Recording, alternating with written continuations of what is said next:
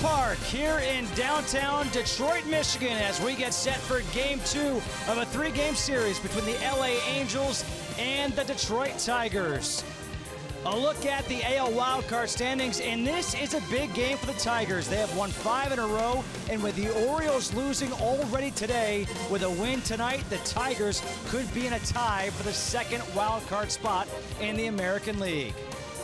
And hello to everybody. Justin Kutcher alongside Tom Verducci. And Tom, this Tigers team is playing really good baseball as of late, and they have maybe their top pitcher going tonight in the rookie in Michael Fulmer. Well, think about this. Mark Fidrich, Justin Verlander, Michael Fulmer.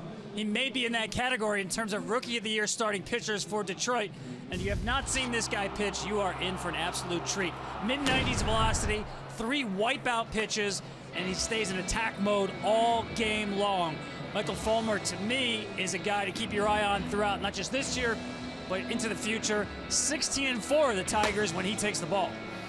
He will have to go up against one of the best players, not just in baseball today, but a guy who you might talk about for generations to come in Mike Trout. The numbers are historic. Listen, the Angels are having a down year. You would not know that by watching Mike Trout play. He is, as you said, the gold standard, the best in baseball again. And think about this. He turned 25 this year. One more home run. He hits 25 in a season for the 5th time. The best keeps getting better.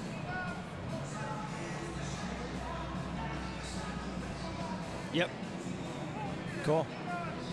Yep.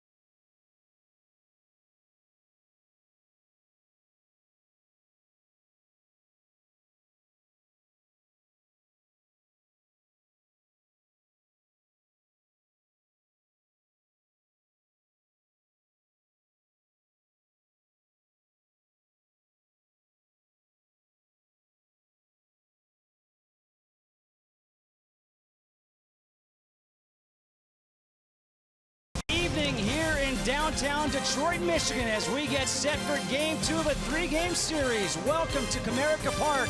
The LA Angels against the Detroit Tigers. The Tigers won Game 1 last night by a score of 4-2 as we take a look at the American League wildcard standings. And with Baltimore losing earlier today to the Yankees, the Tigers are a half game back. So a win here tonight, and that means they would be in a tie for the second wildcard spot.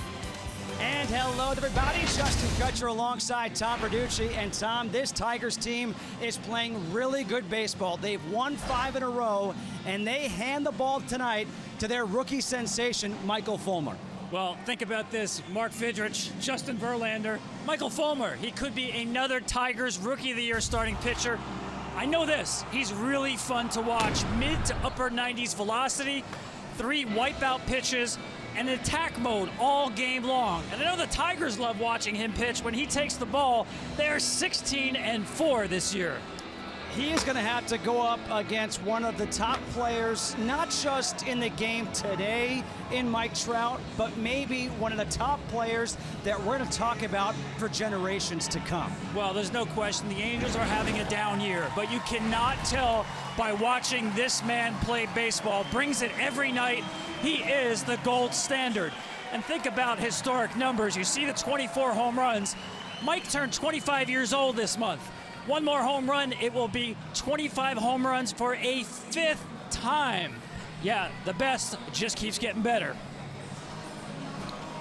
Mike Trout, Miguel Cabrera before the game. Respect between those two guys. And here is the Pepsi starting lineup for the LA Angels. Cole Calhoun will lead things off and play right field. Mike Trout will bat second and center. Albert Pujols, the DH, who's putting together another impressive year, will bat third. CJ Cron at first base will bat cleanup. The shortstop batting fifth is Andrelton Simmons. Jeffrey Marte, the third baseman, will bat sixth. Nick Buss in left field bats seventh. Carlos Perez, the catcher, will bat eighth. And Caleb Cowart gets the start at second base, batting ninth. And they will face the right-hander, Michael Fulmer, who we were talking about his numbers on the season. I mean, he just kind of impresses you each time he goes out. Now, granted, his last start, which was August 19th against Boston, didn't have his best stop. 5 2/3, 10 hits, 6 runs, a walk, and a strikeout. But the game before that was a complete game shutout. Yeah, that start against Boston was an anomaly. He only had 2 swings and misses. This is a swing and miss pitcher, whether it's the fastball, the changeup, which really has developed almost overnight into a great pitch, but especially the slider. With 2 strikes, lefties or righties, Fulmer loves that hard slider. And the defense behind Fulmer in the outfield from left to right. Justin Upton, Cameron Maybin, and J.D. Martinez around the horn in the infield. Miguel Cabrera at first, Ian Kinsler at second, Jose Iglesias at short. Iglesias back off the DL tonight. Casey McGee at third, and behind the plate is James McCann. Iglesias, a slick fielding shortstop. That's a treat for you tonight between Iglesias and Andrelton Simmons. Watch that shortstop position. Calhoun steps in. We're all set. And the first pitch fastball misses outside from Fulmer. 268, 12 home runs, 58 RBIs for Calhoun.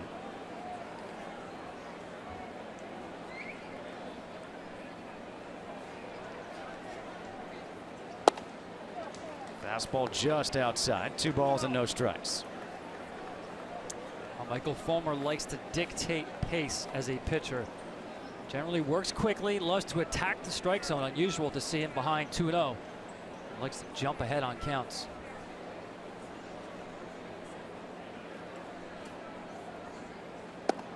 Now 3 balls and no strikes. And out to the mound goes McCann. 3 pitches into the game, right? And I'm not sure if McCann saw something there mechanically with Fulmer. But he is pitching on 7 days of rest. We'll talk about this as the game goes on now that he is well beyond his professional high in innings. The Tigers are going to give him more rest between starts. When you do that, sometimes the command gets a little squirrely. 125 2/3 innings on the season for Fulmer. 3-0 and Calhoun taking all the way, 3-1. On deck, Mike Trout.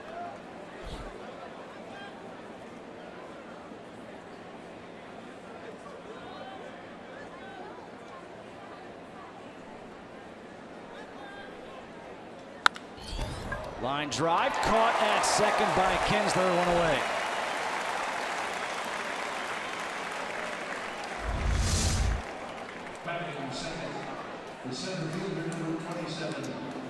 Well, I'm real curious now to see this matchup, Fulmer on Trout, because Fulmer got the better of Mike Trout the first time they hooked up. 3 at-bats, 2 punch-outs, 1 weak ground ball. Mike is terrific at making adjustments, and last time Fulmer featured that fastball up and away to Mike Trout. Right there. First pitch fastball at 96 to Trout. You saw the numbers on him: 314, 24 home runs, 82 RBIs. It's remarkable what this guy is doing at just 25 years old, now behind the count 0-2. And we'll talk about him as you talked about in the open.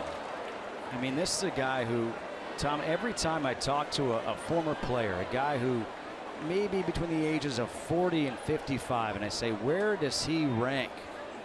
They say to me, Justin, he is the best I've ever seen. And it wasn't after year 3 or year 4. They said it after year 1. That's how good he is. The 1-2 from Fulmer.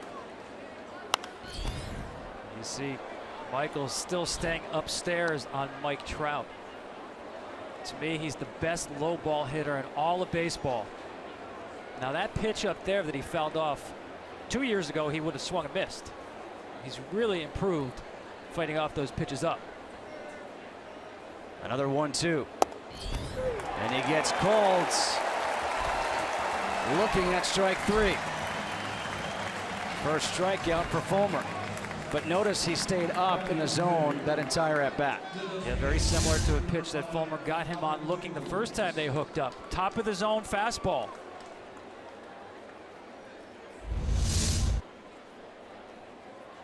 And this will bring up Albert Pujols. Last night, Pujols hit his 25th home run of the year. First pitch swinging, fouls it back. I mean, think about Albert Pujols. A couple years ago, many people thought this guy was done. Now, granted, his average isn't what it was when he played in St. Louis, but he still has 25 home runs and 101 RBIs, and it's August 27th. See how deep in left field Justin Upton is. Having a conversation with the fans out there in the bleachers for good reason.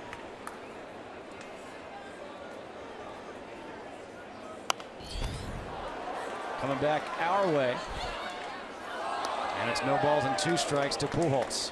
Well, Albert really hasn't changed much in terms of his swing and the consistency of that swing. He has such a level swing. And you see the company he's in, a 300 hitter with power.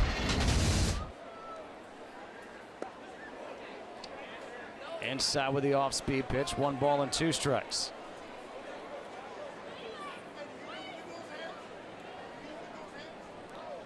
We'd like to welcome those of you who are just watching the Cubs and the Dodgers. The Dodgers winning that one 3-2. We're just underway here in the top of the first. The Angels and the Tigers. Justin Kutcher alongside Tom Verducci. 2 away here in the first. Albert Pujols at the plate. 2 balls and 2 strikes against Michael Fulmer. Cole Calhoun lined out to second. Mike Trout struck out looking. And the 2-2 pulled foul down the third baseline. Stays 2 balls and 2 strikes. Well, you're getting a look at why Pujols is one of the best 2-strike hitters in all of baseball. That 2-strike slider, which is Fulmer's go-to 2-strike pitch, the chase slider, well, he spit all over that, had no interest in chasing it. And that slider in the zone, he was able to fight off to get to another pitch. Keeps the swing very level through the strike zone. Pulled through the hole on the left side, a 2-out single for Albert Pujols.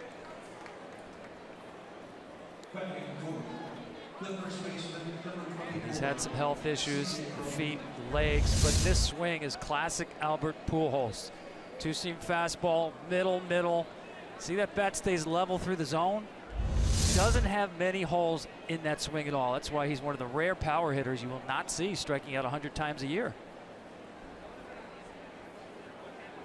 Look at those two guys, Pujols, Cabrera. I mean, for a long time, people were saying C.J. Cron, first pitch swinging, may have to hold this thought. McCann turning his back to the infield, makes the catch, and we'll talk about Pujols and Cabrera throughout this game. How about that? They leave one man on. We're through a half inning. The Tigers coming up.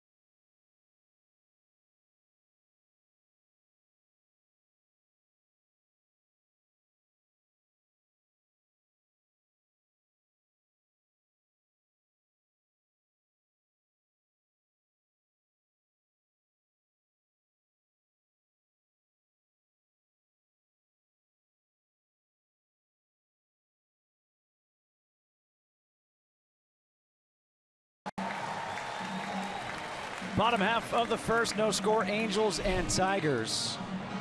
Ian Kinsler will lead things off against Brett Oberholzer, making his first start since July 9th of 2015. The 13th starting pitcher of the year for the Angels.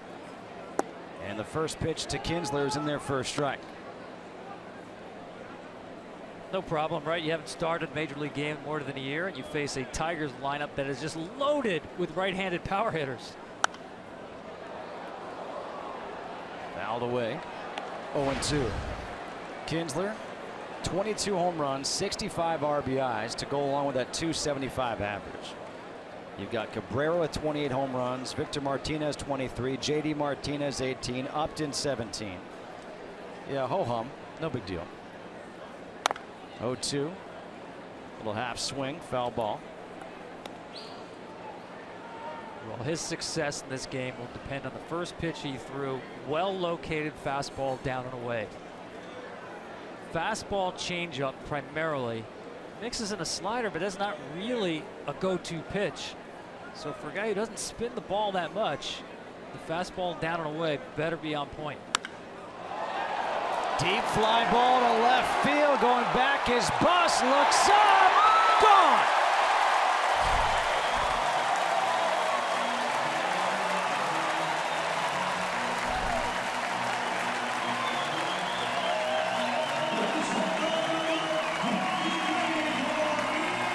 What were you saying about the power?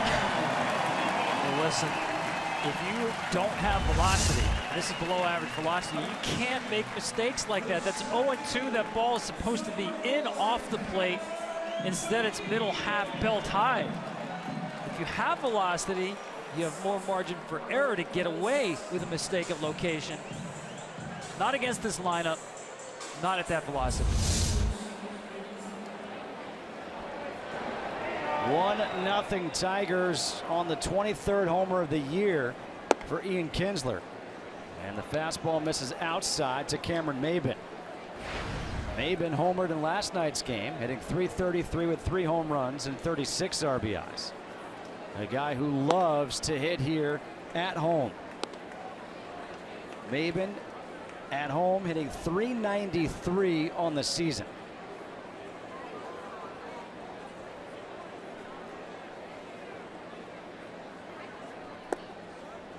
On the outside corner, 2-1. The last outing for Oberholzer was on the 19th of August against the Yankees. Went 3 1/3 in relief, 2 hits, no runs, a walk, and a strikeout. Fouled away. 2 balls and 2 strikes. The home run last night for Cameron Maybin went opposite field. How rare is that? That's his 3rd career opposite field home run, the 1st in 5 years. He doesn't have opposite field power. At least he wasn't supposed to have it.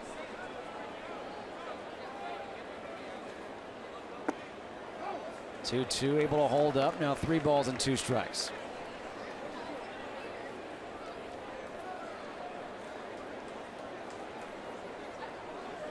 Since May 16th, the best batting average at home in the American League. Just throws the bat out there to stay alive.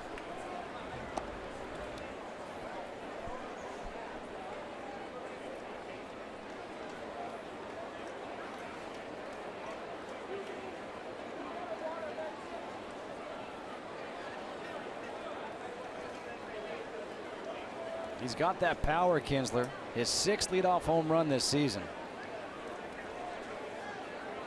He's quietly had a really good career.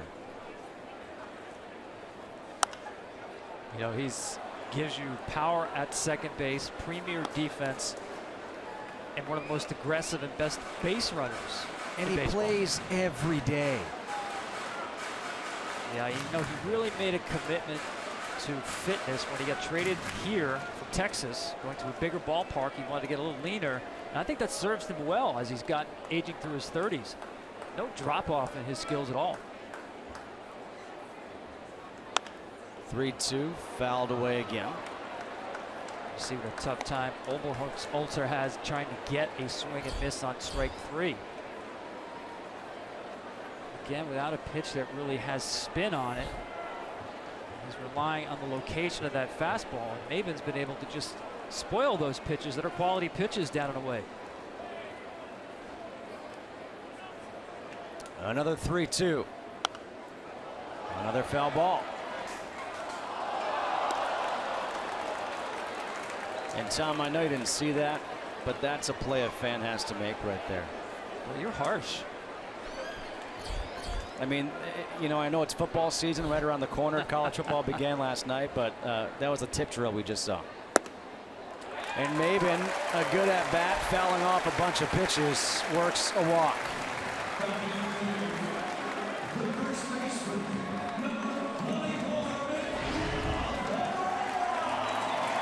So a leadoff home run by Kinsler, now a walk to Maybin. And that brings up the dangerous Miguel Cabrera, who, again, it's like the back of the baseball card. Just pencil him in for 35 and 100. He's got 309, 28, and 80 on the season so far. As reliable as any player in baseball year after year.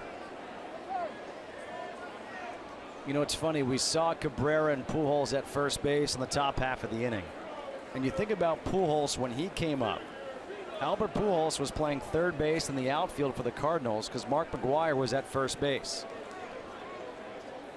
A look over at first base. Maybin gets back. He is a threat to go, 14 of 18 in stolen bases.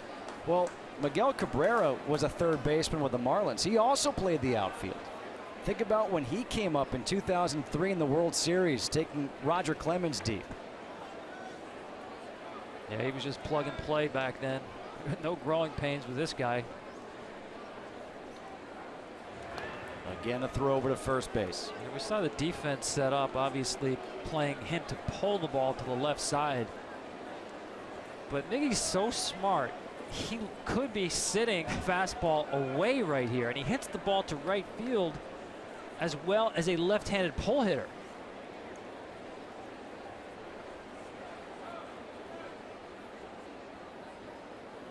There goes Maben. The throw down to second, and they've got Maben caught stealing. 2-4 for the first out of the inning.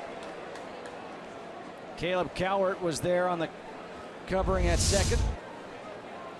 Not a great jump, but a good quick release by Perez to get his man.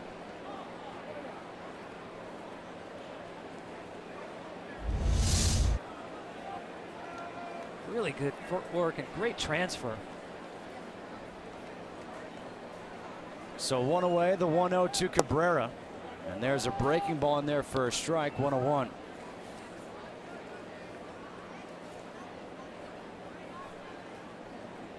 That's the kind of slider he'll drop in fastball counts. It's not a swing and miss pitch, relying on a take, and he got it. Comes back with a fastball, misses down low. 2-1. I think Miggy's sniffing for something away. The way he took that pitch, the sinker down and in. He's going to get something away right here. Takes it for a ball, 3-1. Is there a smarter hitter in the game today than Cabrera? I'll put David Ortiz in the same category. Those guys seem to know what's coming.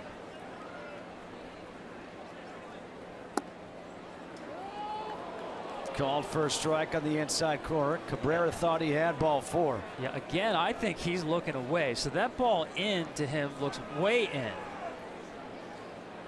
Generally, you're going to pick one side of the plate before you get to 2 strikes. It looked to me like he was picking away. Going back in to surprise him one more time. He tried to shoot it the other way. Yeah, see, that's a whole right side approach he's had throughout this at bat. Well, I'm shocked to see a shift against Cabrera. Well, you know, I know Boston, some other teams do this with guys like Cabrera and Encarnacion, the real power hitters. They'll shift to basically say, we're going to give you a single to right field rather than have him swing for a home run. Turn him into a singles hitter. 3-2 breaking ball, and that is a walk. Second straight walk for Oberholzer as we take a look at the Pepsi lineup here for the Tigers. We've seen the first 3 hitters of Kinsler, Maben, and Cabrera. Now Victor Martinez, the DH, batting cleanup, followed by JD Martinez and Justin Upton. The bottom third, Casey McGee, James McCann, and Jose Iglesias.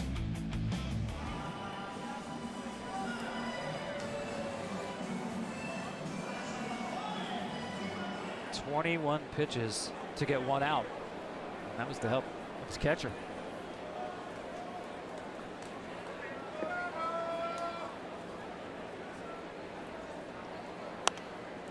Victor Martinez fouls the first one back. The numbers for V-Mart: 304, 23 home runs, 75 RBIs. You know, you think about the contract that he had signed, and people thought, would he be able to do that for the length of his contracts? Look at him putting up his numbers. Another professional hitter. Well, you're in luck today watching all these great hitters, huh? You talk about quality at bats. Lines one to left field. A single for Victor Martinez. Cabrera stops at second. First and second, 1 out.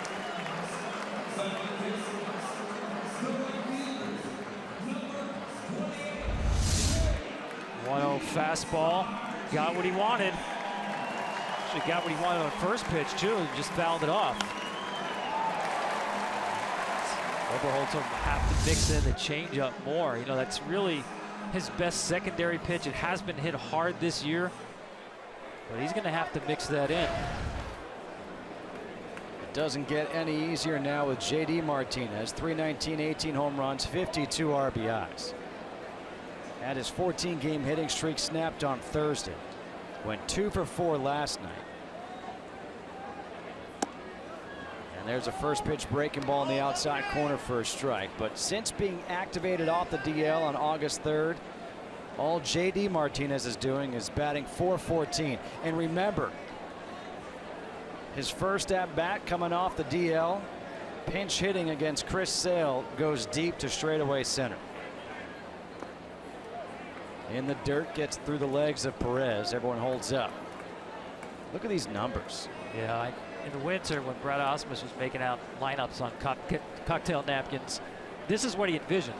Now he's got J.D. Martinez back healthy, and the guy on deck, Justin Upton, is hot for the first extended period of the season.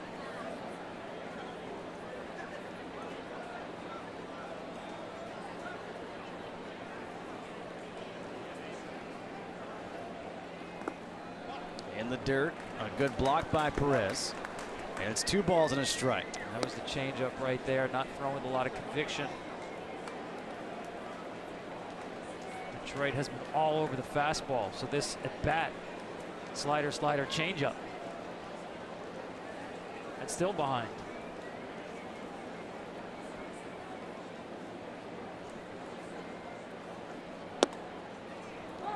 Went right back to the changeup, gets a strike, 2-2.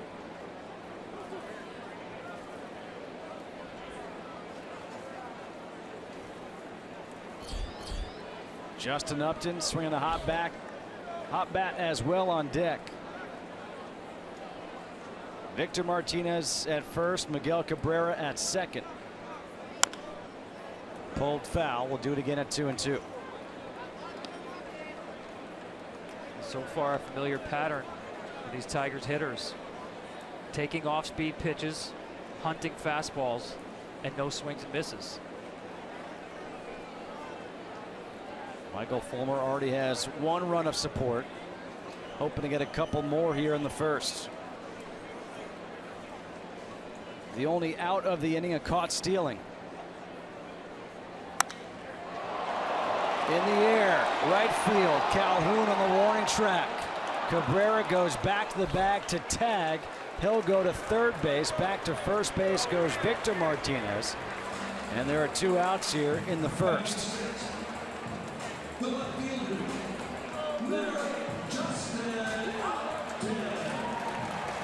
And now comes Justin Upton. 17 home runs and 57 RBIs. The average isn't there at 236. But Justin Upton, when he gets hot, he can carry a ball club. And he has been hot in his last 6 games. Hitting .417 with 4 home runs. Including a home run last night. Out in front of that one, 0-1. 30 pitches in the inning for Oberholzer. A guy making his first start since July 9th of 2015. He was claimed off of waivers August 9th from the Philadelphia Phillies.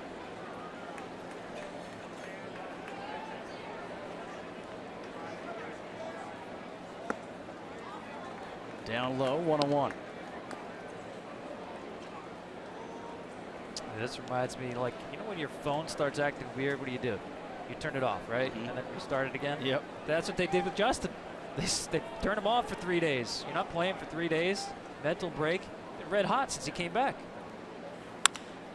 Ground ball to shortstop. Simmons will go to second for the easy out, and that will do it. 1 run, a leadoff homer by Kinsler. We're through 1. It's 1-0 Tigers.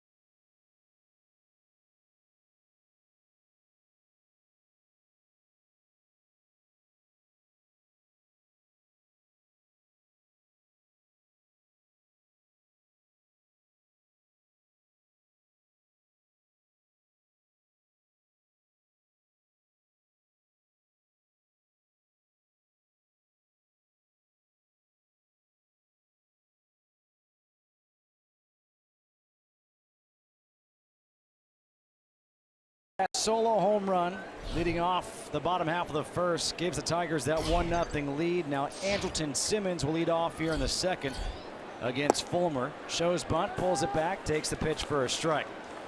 Simmons, acquired in the offseason from the Braves, hitting .275, a home run, 27 RBIs. The guy who's known for his glove. His manager Mike Scioscia says, I see now why he is the best defensive shortstop in all of baseball. In the air to straightaway center, easy play for Maben, one away. College football is back on FS1. It all kicks off with a special Friday night edition when Heisman hopeful Christian McCaffrey leads 8th-ranked Stanford against K-State. It all begins Friday, 8 Eastern on FS1. Can't believe it's already here. Who's your college football team? Penn State? Nittany Lions. One out now for Marte. There's a lot of Michigan people around here. I better be careful. Michigan State. Yeah, that was Tom Verducci who said that. Last night was Michigan State night here at the ballpark. 1 ball and 1 strike to Jeffrey Marte. We're in Big Ten country here.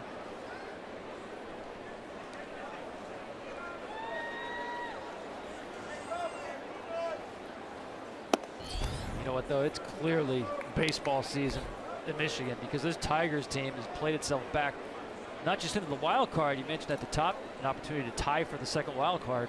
They're back in the division race after Cleveland had opened up a lot of daylight in front of them. And the reason they've done it, starting pitching. Second best rotation since the All-Star break. The Tampa Bay ahead of them with Fulmer, Verlander. That 1-2 combination has become their Batman and Robin. 2-2 fastball right by Marte. Second strikeout of the night for Fulmer. Loves that high fastball.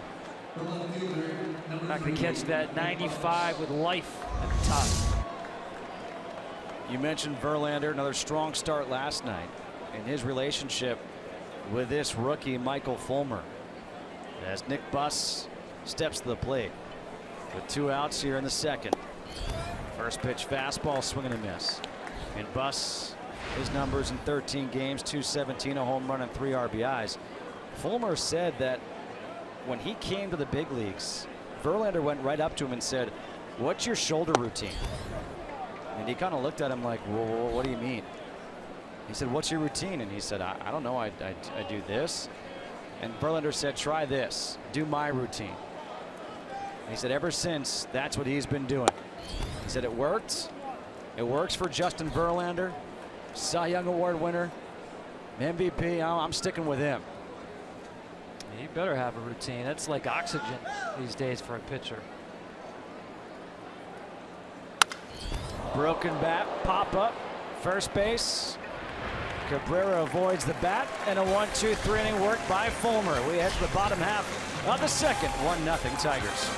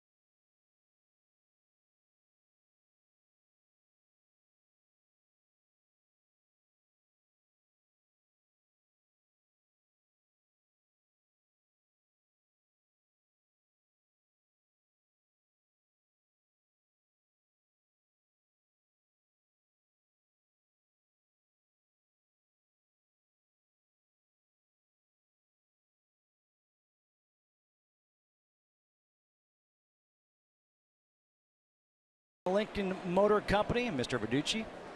You know, Detroit, some people call it Motor City, right? You knew that. We stick with the car theme.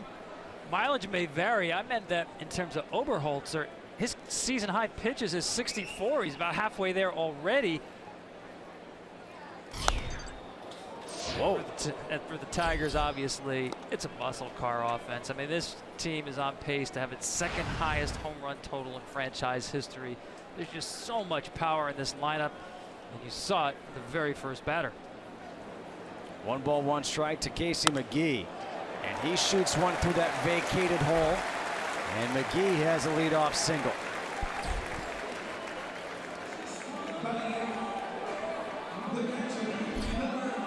Not sure why they were so far swung around, because he loves hitting the ball up the middle.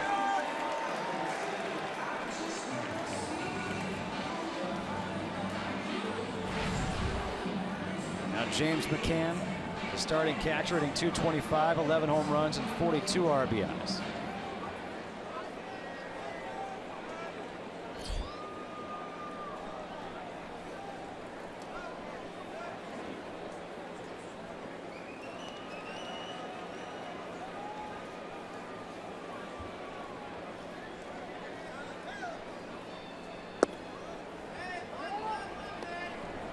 Oh, 0-1 to McCann.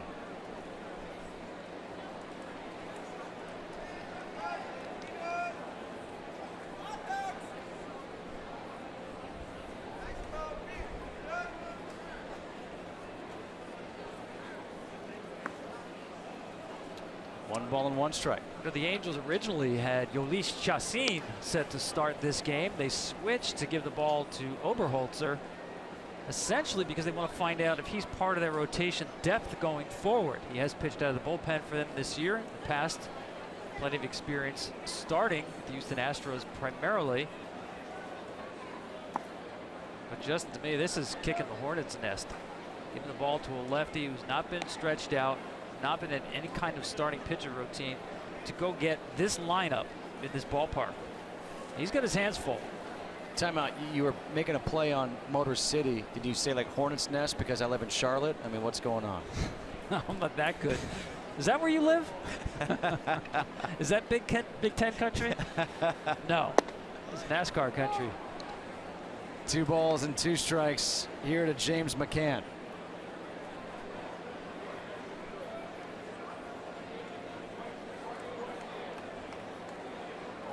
The 13th starting pitcher of the season. Still got a month to go.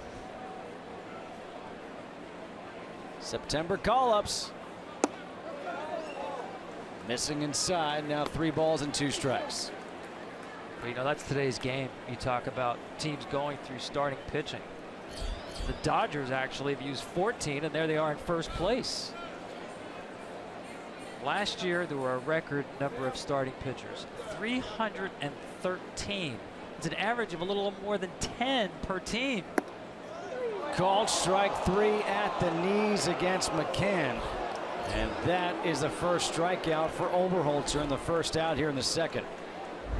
Well, as a catcher, you want to be careful about how hard you argue. Ooh. He's saying, probably with good argument there, that ball's down.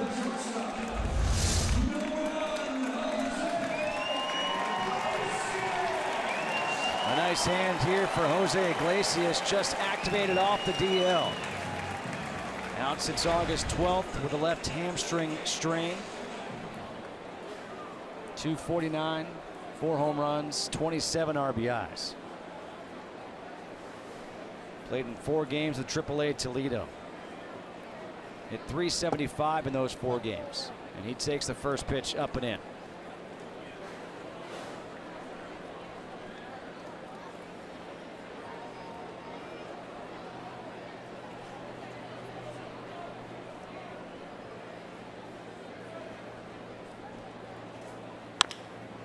Ground ball, third base. Marte to second for 1. Over to first, not in time. Iglesias beats it out.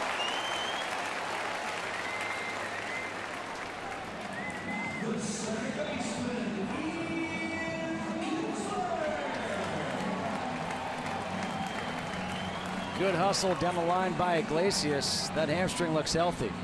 Well, too tough to turn to on Iglesias. He gets out of the box from the right side as well as any hitter. You also have Caleb Coward playing second base, natural third baseman. Only 13 games of experience at second base in the minor leagues this season. Kinsler homered in his first at-bat. Shoots one foul. Our greater coverage of baseball presented by T-Mobile was the 6th leadoff home run this season and the 38th of the career for Ian Kinsler. He still has some room to go before he catches up to Ricky Henderson.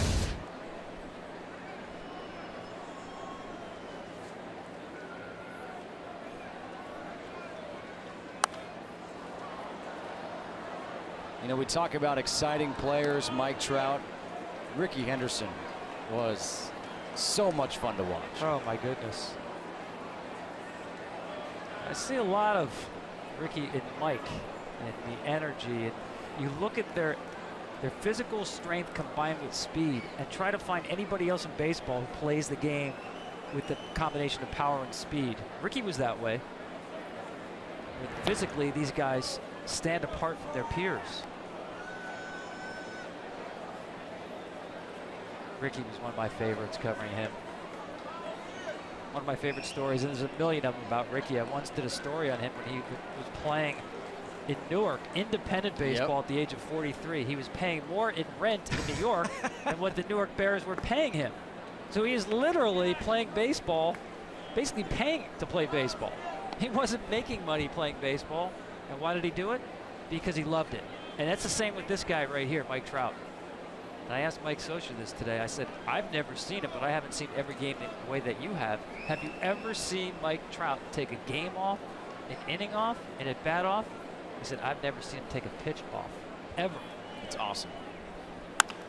Right back up the middle, but right there is Coward, and he'll run to the bag and step on it himself. We head to the third. It's 1-0 Detroit over LA.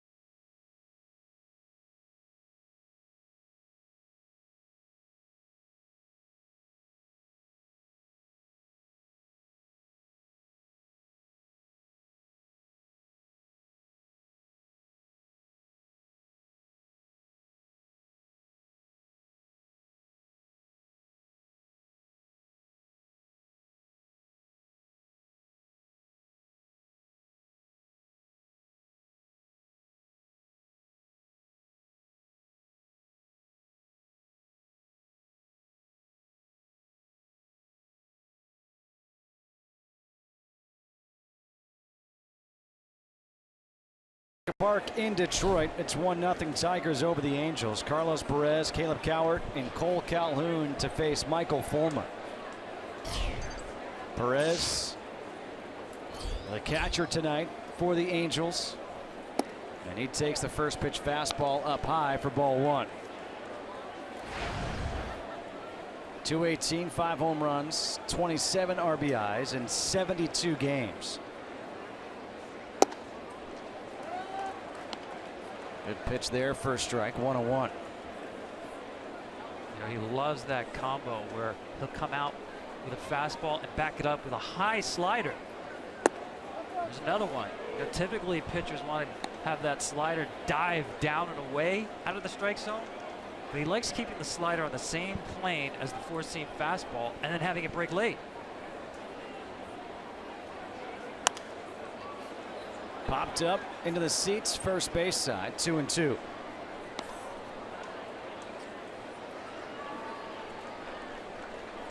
What I like about changeup there, you see it's 17%. He's barely shown that so far, first time through the lineup. But he actually has two different changeups. Uh-oh, watch out. That one catches Perez on a 2-2 pitch. A hit batter here.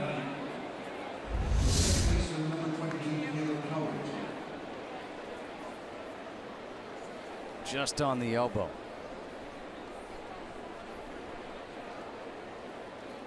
That had to hurt, right? I would think so. Wow. 95 right on the point of the elbow. I mean, it's rare to not see a guy have the elbow guard on. Caleb Cowart, 240, no home runs, and RBI in 8 games. And the fastball is way high and outside. You can see James McCann say, settle down.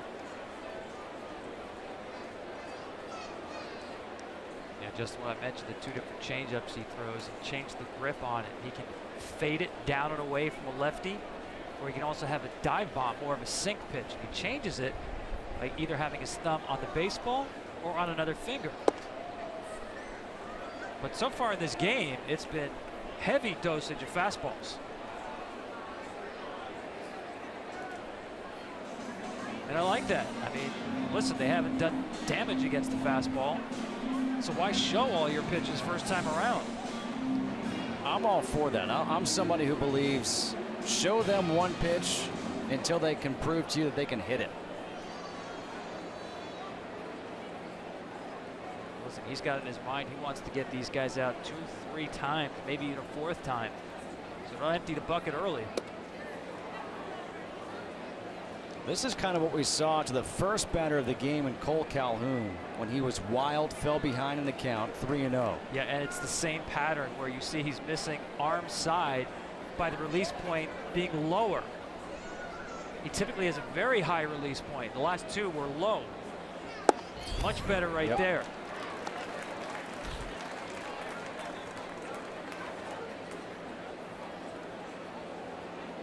Three balls and 1 strike here to Cowart, the 9-hole hitter with Cole Calhoun on deck.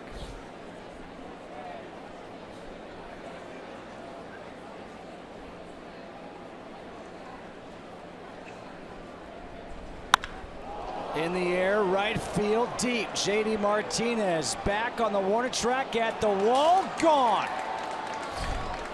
A 2-run shot by Caleb Cowart, and that is his first home run.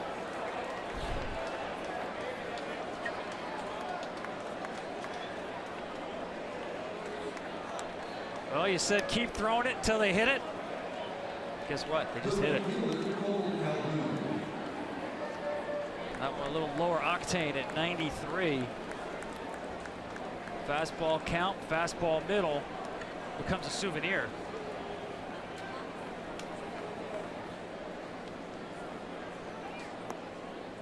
First home run of the season for Caleb Cowart, 2nd of his career, and now the Angels go back on top, or on top for the first time tonight, 2-1, and that brings up Cole Calhoun. And Calhoun gets started off with a slider. He's behind in the count, 0-1.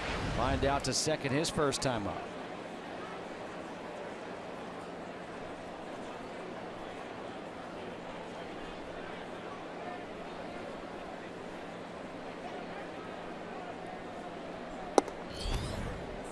Up high, 1 ball and 1 strike.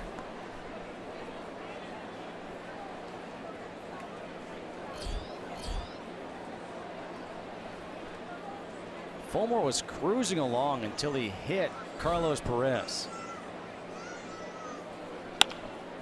Line drive into right center field. A single for Calhoun. And a runner on first now for Mike Trout. Well, we know that Mike Trout is one of the best breaking ball hitters, low ball hitters in the whole game. Of course, another one is here today playing first base, Miguel Cabrera. What do they have in common? Seems like not much. Mike with a more upright stance. At ball release, much higher leg kick than Miguel Cabrera. But watch when their foot goes down. This is what counts, folks. Are you in position when you're about to swing the bat, when you're fully loaded? And look how very similar they are with the foot down. The balance is terrific.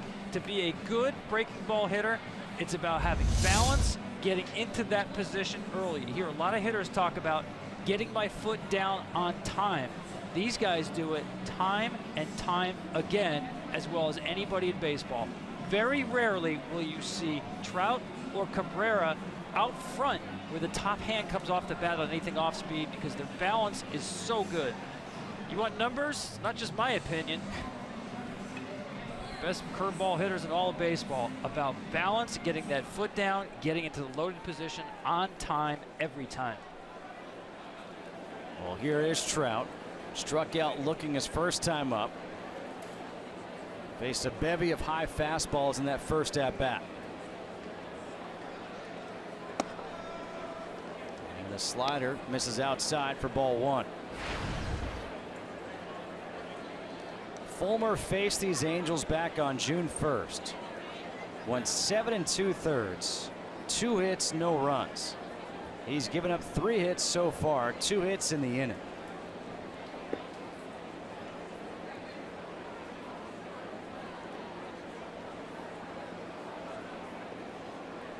Calhoun on the season is 2 for 5 in stolen bases.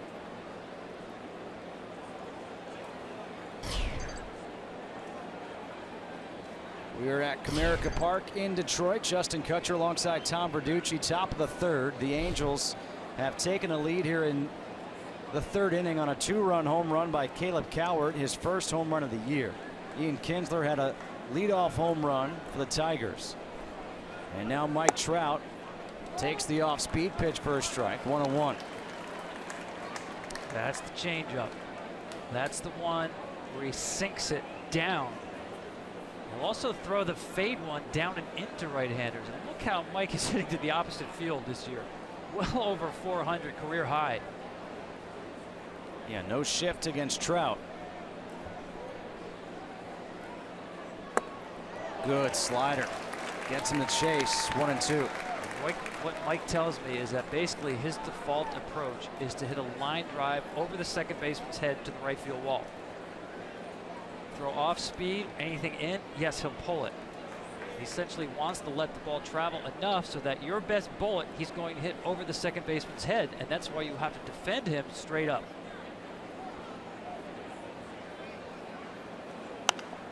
1-2, pop foul.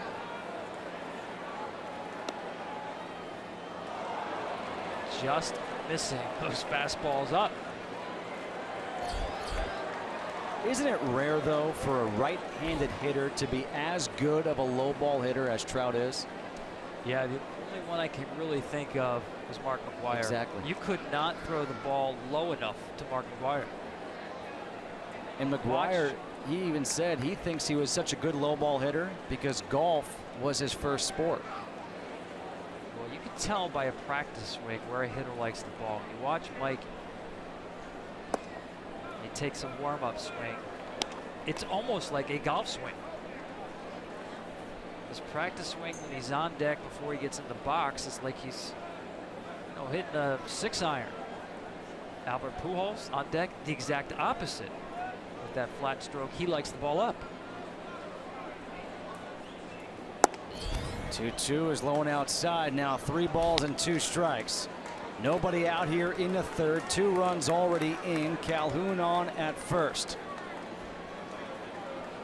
20th pitch of the inning coming up. Yeah, I would not send Calhoun right here. Too much swing and miss possibly in play. He is not going. The 3-2 sliders outside. And that's the first walk of the night issued by Fulmer. And last night, Albert Pujols against Justin Verlander in the first inning. Went deep for his 25th home run of the year. And now he'll come up with runners on at first and second.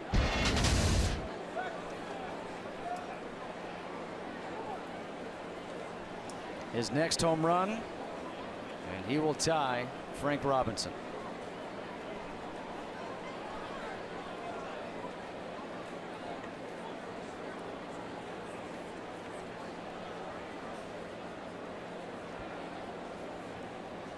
Pujols singled in the first.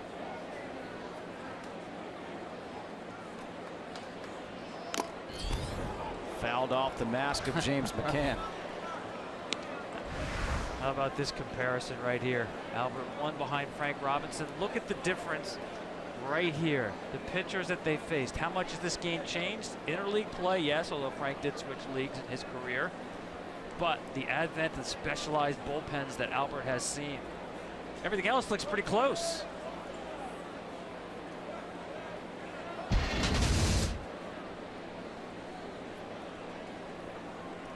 Well, this is a real test right now for Fulmer. Obviously struggling here in the third inning. Hit a batter to lead off the inning. Gave up a 2-run home run to Cowher. A single to Calhoun, a walk to Trout. 1 ball, 1 strike to Pujols. And when you speak to people about Fulmer, what they talk about is his poise, his maturity, how he doesn't panic. Well, this is a moment where he is certainly being tested. Well, I know he's better off throwing that fastball down to Albert than up. He gets it up. Pujols gets it out. Upton at the wall, makes the catch. The throw comes into second. Calhoun tagged up, and Upton just saved a home run.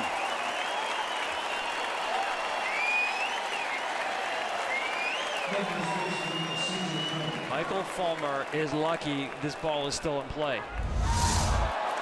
Watch the play by Upton on the back end. He actually had another step there, but it was going out, it looked like. Had it measured the entire time. The leap. But I say he's lucky not just because of the catch, but because of the location of the pitch. I just told you the fastball up. McCann had the glove down. And this location to a guy who loves fastballs up.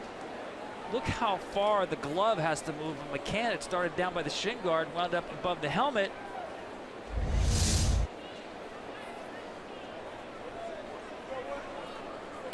Well, now what you're looking for if you're Fulmer is you just caught a break. That ball stayed in the yard. You've got runners on the corners. One more pitch and you're out of the inning. Line drive off the glove of Kinsler into right field. That will score Calhoun. It's now 3-1. RBI single for C.J. Cron.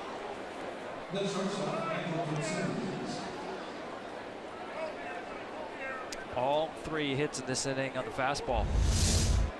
First pitch fastball. Nice job staying on that one, not trying to do too much.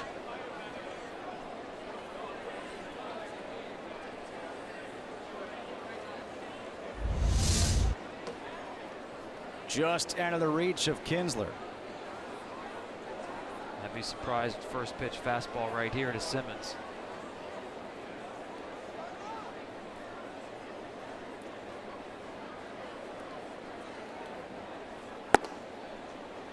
It was a slider. Yeah, how many times has he missed down and away with that slider where it was never on the plate? It's designed to be on the plate and finish off the plate, but it is starting off the plate. Easy for a hitter to rule it out. Just looks like he's overthrowing.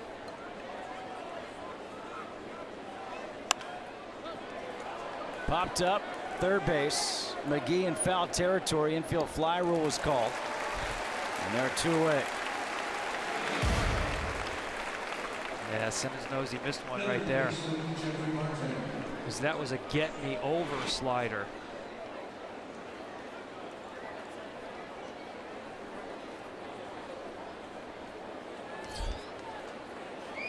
Two outs now for Jeffrey Marte.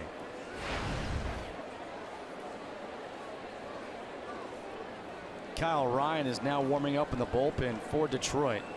left-hander. Here in the third inning. Again, the importance of this game for the Tigers is that with a win, they would move into a tie for that second wild card spot in the American League with the Orioles, who lost earlier today to the Yankees. You know, it's not just the standings too, Justin. I think it's what Brad Ausmus is seeing is the labor that's involved in the way that Fulmer is throwing.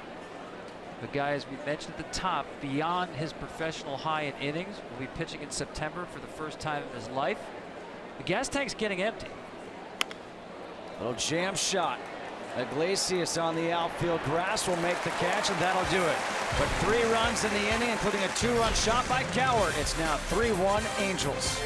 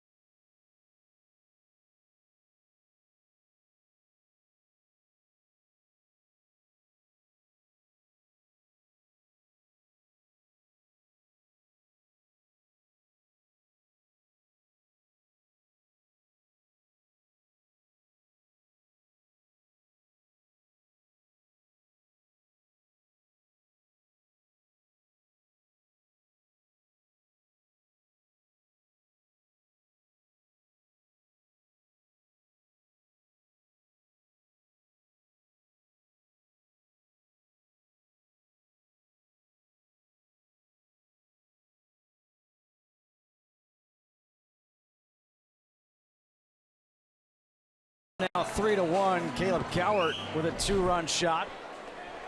And it's 2-3-4 in the order for the Tigers. Cameron Maben takes the first pitch inside from Brett Oberholzer. Maben walked and was caught stealing in the first. Bottom half of the third. Change up on the outside corner, 1-1.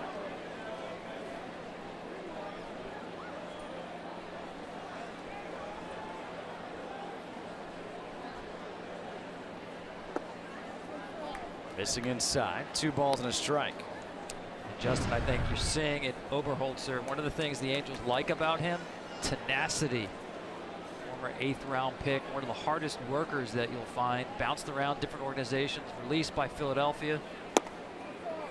Getting a chance here with the Angels. But he's the pitching equivalent of a grinder. You hear that a lot about everyday players. And he's done a nice job keeping his team in the game right here after a very shaky start. Strike on the outside corner, now 3-2 to Maben. Cabrera on deck.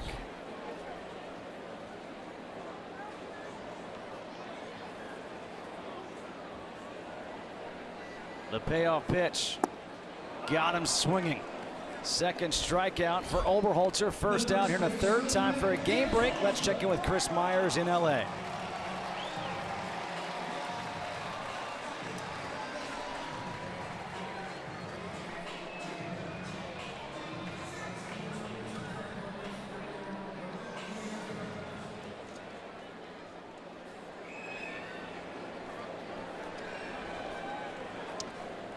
Thanks, Chris. Miguel Cabrera batting with one out here in the third. Takes the first pitch curveball for a strike.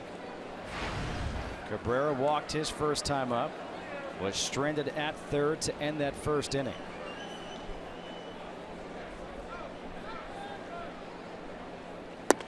What a story the Royals have become.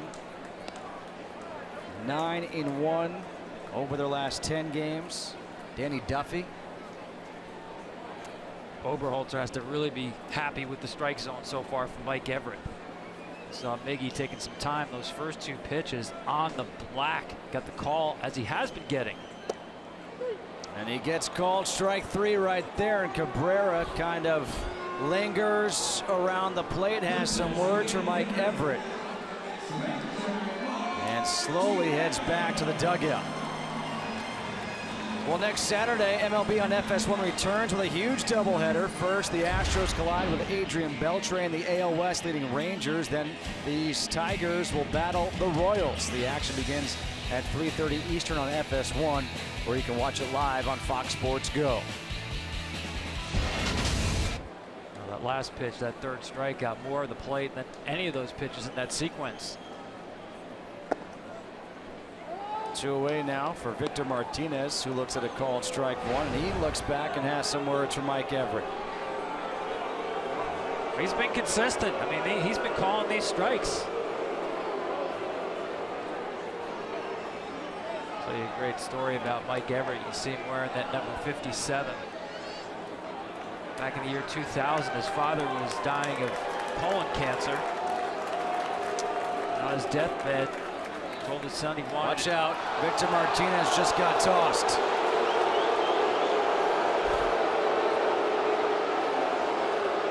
Yeah, he gave him his hearing, and that hearing went on too long.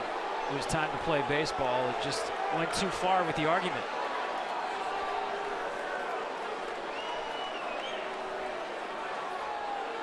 By saying his dad on his deathbed bequeathed to him his 1957 Chevrolet pickup that his dad had had since he was 18 years old.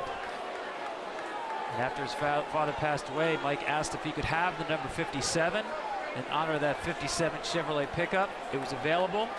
He's worn that number ever since, and before the first pitch of every game, he will tap that number with his left hand just to remember Dad. And I asked him how many miles the pickup truck had on it. He says, I really don't know because it's turned over several times. Oh, wow. So it's not just a pretty car he keeps in the garage.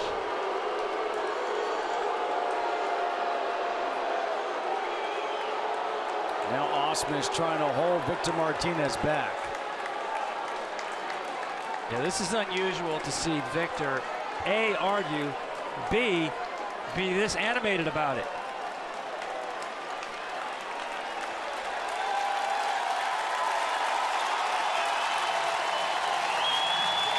I hope you don't read lips.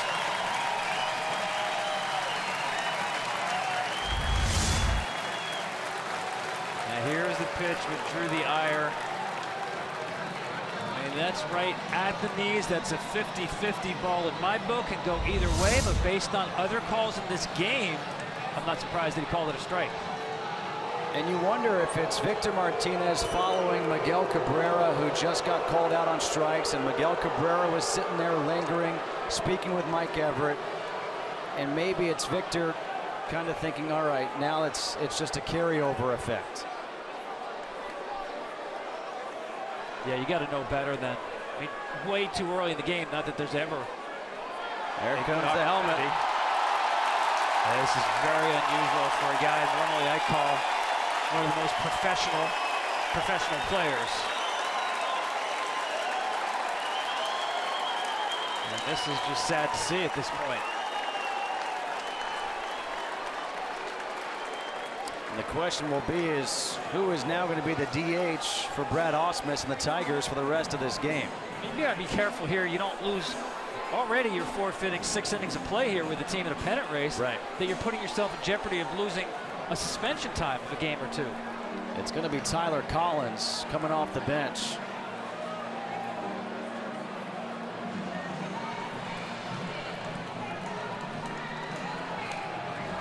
And this is a big drop-off. I mean, you go from having Victor Martinez, who's .304 with 23 home runs, to Tyler Collins, who's .210 with 4 home runs and 12 RBIs on the season.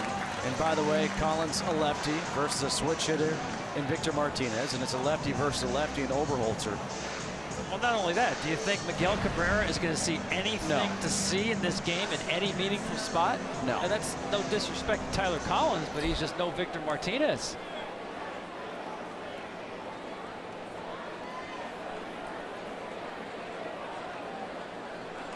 No balls, 1 strike. Tyler Collins now at the plate after the ejection to Victor Martinez. And Collins takes the pitch down low, and the mock cheer by the crowd here at Comerica Park.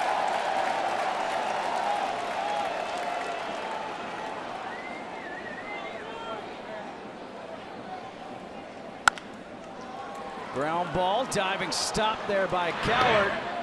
And he makes the play to end the inning. It's a 1-2-3 inning for Oberholzer. We're through 3. It's 3-1 Angels.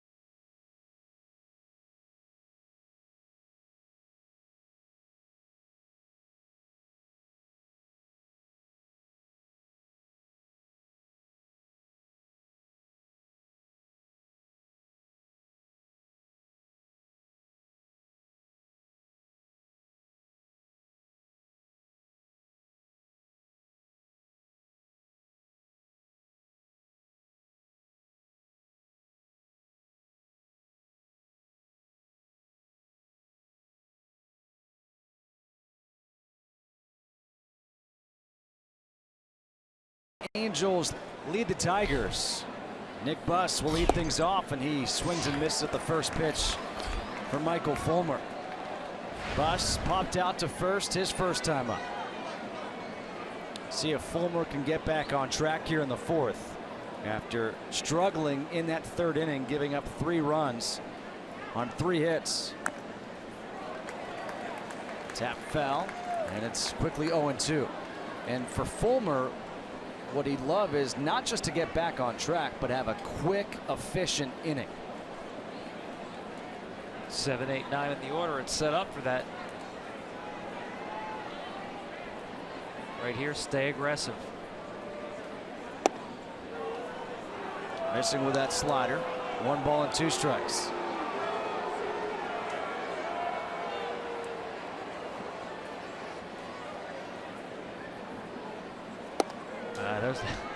Again, it's another time we saw him. That was a changeup there where that arm dropped. Just has not had consistency with the release point in this game. See the reminder from James McCann. Stay on the line. In the air, right center field, Maben. He's got a beat on it, makes the catch, 1 away. Fulmer's got great stuff, but to me, his mechanics have a couple of red flags in here. I want you to watch, first of all, his elbow is going to get higher than his shoulder, which is a no-no. But look when his foot lands. The ball is not yet loaded. In other words, it's not already at the highest point before it comes forward. That's a late load. That puts tremendous strain on the shoulder and the elbow, and throwing also the point that he throws across his body. So as a starting pitcher, he's got 3 things working against him in terms of long-term sustainability. Obviously it's working. You don't want to change anything that's working. But mechanically, there are some issues here that you'll have to keep an eye on going forward. Line drive to right field. Opposite field base hit for Carlos Perez. Justin, I know some organizations that will not draft a pitcher if they see that that ball is not fully loaded when that front foot lands. It's something that you can correct, but it's difficult to correct. It's not something you just go to a bullpen session and say, okay, I'm going to throw differently today. That requires a ton of work. And John Smoltz did that. It took him an entire offseason of going through drills. Inside, and that hits Caleb Cowart, the second hit batter of the night for Michael Fulmer.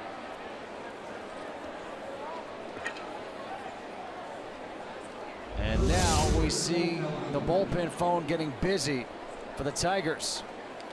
It just looked like the slider that he just pulled. Again, to me, what I'm seeing today is a guy who's having trouble maintaining the same release point. You know, including his minor league innings, he's up at 141 pitches, or innings rather, in the season after throwing 124 last year. Ideally, he should be finished this year somewhere at the most around 160. Play ball is MLB's initiative to inspire all forms of baseball and softball participation, making play opportunities available and fun for everyone. To learn more, go to playball.org. First and second, 1 out, top of the order, Cole Calhoun. And the fastball paints the outside corner for strike 1. Calhoun singled and scored his last time up. He's 1 for 2. It was the bottom of the order that began the trouble for Fulmer in that 3rd inning. He hit Perez, then a 2-run homer by Cowart. Now it's a single by Perez. He hits Cowart, and it's up to Calhoun. Chases the high fastball, 0-2.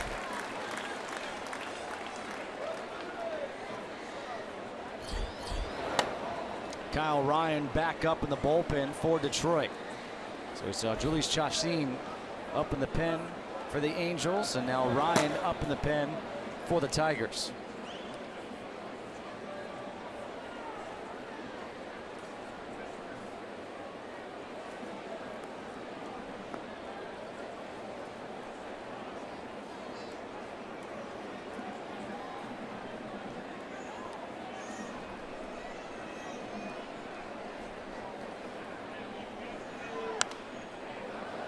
Foul back out of play. Stays 0-2 to Calhoun.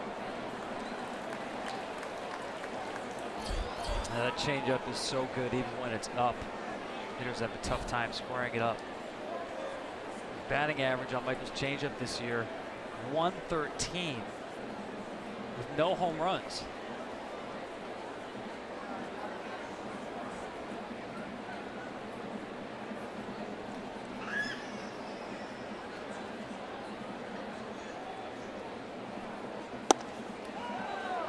Just missing inside. You know, all these fans and Tigers players probably wanted that call from home plate umpire Mike Everett after we saw Victor Martinez ejected in the bottom half of the 3rd.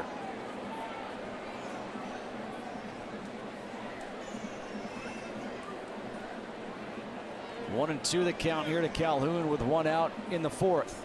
See if he fades the changeup right here. Oh, he came back with the heater. 96 gets strikeout number 3, out number 2 here in the 4th. But what a difference when Michael Fulmer gets on top of that fastball. But now he's got to be careful with Mike Trout, especially in terms of first pitch fastballs. I said at the top, this is the best who keeps getting better. Check this out, Justin. Look at what he's done on first pitches. Mike used to be a guy who never liked to swing, rarely swung at first pitches. What he told me was, I wound up getting behind 0-1 so many times, it felt like I was climbing out of a hole way too often. Still selective first pitches, not just going up there hacking, but much more aggressive early in the count. Yeah, good decision to throw the slider.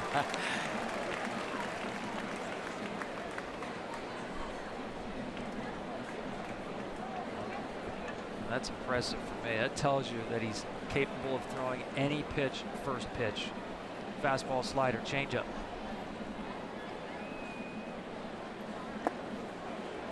In the dirt, kind of choked that changeup. 1-1 to Trout, who walked his last time up. A walk and a strikeout for Trout so far tonight. One thing that Michael does with that changeup, he actually throws it from a lower release point than he does his four-seam fastball. And you're right, it's exactly what he did there. He choked that one a little too much.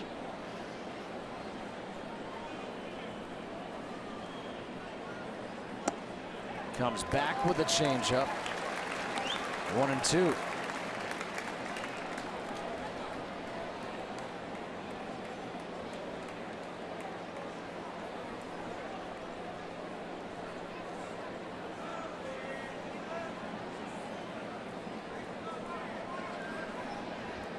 Top of the fourth, 3-1 Angels on top, threatening here with runners on first and second. Fastball is high and outside, 2-2.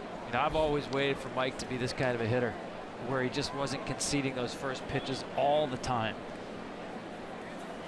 You know, and pitchers knew it. He would give you strike one. Actually, in the minor leagues, Mike would not swing until he had a strike, just to teach himself to be disciplined and hit deep in the counts. Up high, now 3-2.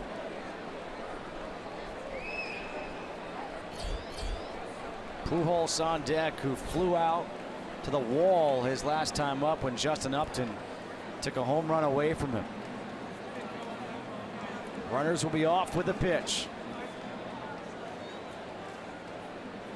There they go. The 3-2 is spoiled foul. And maybe that was ball four. But just protecting. Yeah, that was. You're right. But there's a better slider where it was on the plate and wound up off the plate.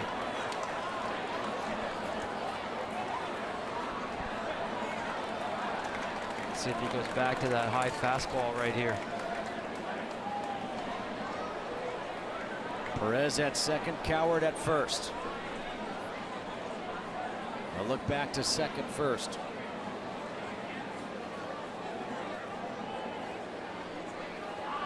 .75 pitches for Fulmer. I'm not a big pitch count guy, but the last two innings have been stressful innings for Fulmer. There they go, the 3-2, called strike three. Gets Trout looking for a second time tonight. Back-to-back strikeouts for Fulmer to end the inning.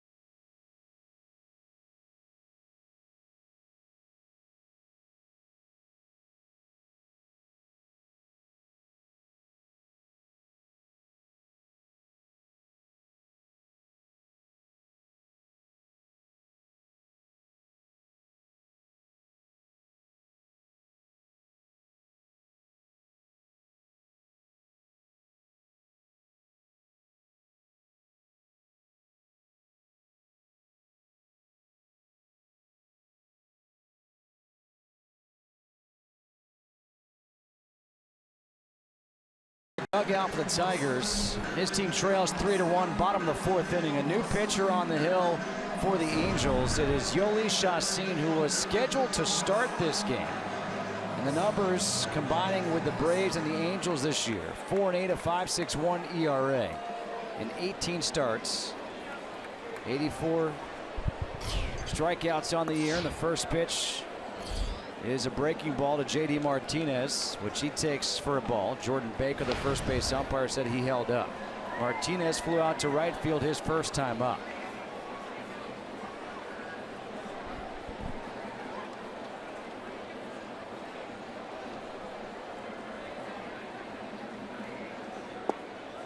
Breaking ball in there, first strike, 1-1.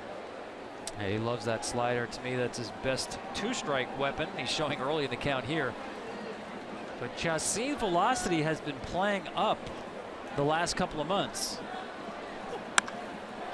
Fastball, line to right field, a leadoff single for JD Martinez.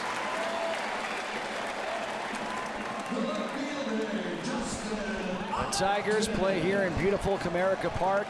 The Detroit Red Wings will be moving into a new arena, that Little Caesars Arena, in the near future. And this is part of District Detroit, a rebuilding effort by the Tigers and the Red Wings owner, Mike Ilitch. The District Detroit, everyone here tonight got this hat. And talk about an incredible project. 50 blocks that Mike Ilitch is trying to rebuild here in downtown Detroit. Costs over $1.2 billion. And when you come here to Detroit, if you came here back in 2006 during the World Series run and come here now, you can see the growth. And I think it's awesome to see what's going on right now. Oh, it is vibrant. A lot more shops, restaurants out of this world in the area here. And if you're a sports fan, I mean, my goodness, how good is it around here? We've got Ford Field right next door, and the hockey arena, state of the art in every way imaginable, and right by is right here as well. So this is, we know how dedicated the sports fans are here in Michigan and Detroit specifically. It's sports fans' heaven.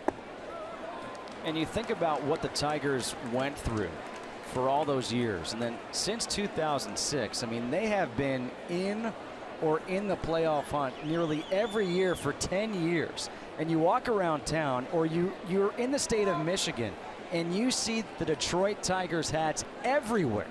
It's amazing, isn't it? How about that Old English D? I love it. I mean, that is as iconic as there is as any sports emblem, defining not just the team but the city as well, right? Mm-hmm. Yeah. You know right away when you see it. It's just classic. In the dirt, blocked by Perez. 3 balls and 1 strike. That Old English font, actually, that dates back all the way to the 12th century. It was the preferred style when people were producing handwritten Bibles. Can you imagine writing a Bible? I was going to say, can you imagine being in school and having to write an essay with that Old English font? They don't even teach cursive writing anymore. They don't teach writing anymore. And then the I think it was somewhere mid-19th century, the Detroit Free Press, the newspaper here, started out, adopted the Old English font as their distinctive banner at the top of the page. And of course, that immediately gives you the idea of something that's been around, right? Something that's established. A strikeout for Justin Upton, 1 away here in the 4th, brings us to a game break. Let's go back to LA and check in with Chris Myers.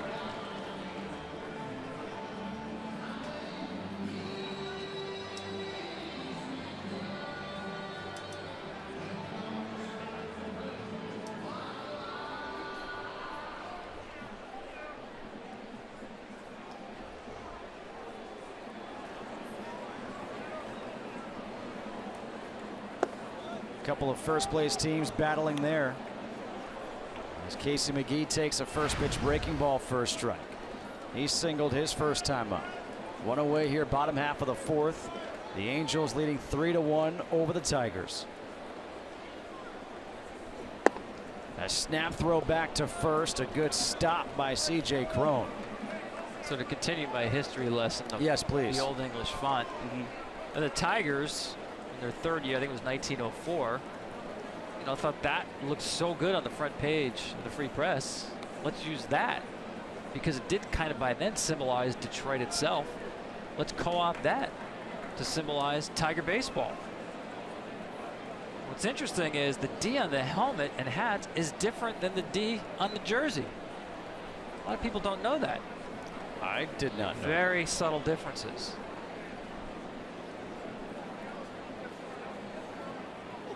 I know what you're thinking. How could that be possible? Why would you do that?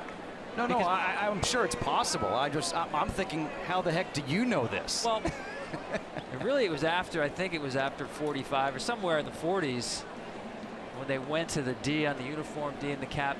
Well, they had different manufacturers. Let's face it, it didn't actually have the kind of precise technology in manufacturing back then. So the uniform maker with the felt that they used to produce those Ds was a little bit different than the hat maker with the embroidery on the hat. It's like one of those puzzles. You ever seen So those is one in Old English, courtesy of 1 year, and They're Old both English? Old English. I'm not sure if one is older, but they're both Old English. It's like your handwriting and my handwriting, right? Subtle differences. Both cursive. Signatures. No, I write in block letters now. No cursive. You didn't learn penmanship? Oh no, my penmanship was great, but I think freshman year in high school I switched to block letters. But I still signed my signature. As the runner goes 3-2 in the air, center field. Trout coming in. He'll have to play this one on the bounce. And it's a single for McGee. First and second, one out. As we're getting a penmanship lesson here on the old D. Well, that was a great deke by Mike Trout. Watch him. He's going to make JD Martinez pick him up in center field. Where's the ball? He's going to see Mike Trout, and Mike's going to put his glove up like, I got it. So JD's not even thinking about going to third. I'm not sure he could have made it anyway.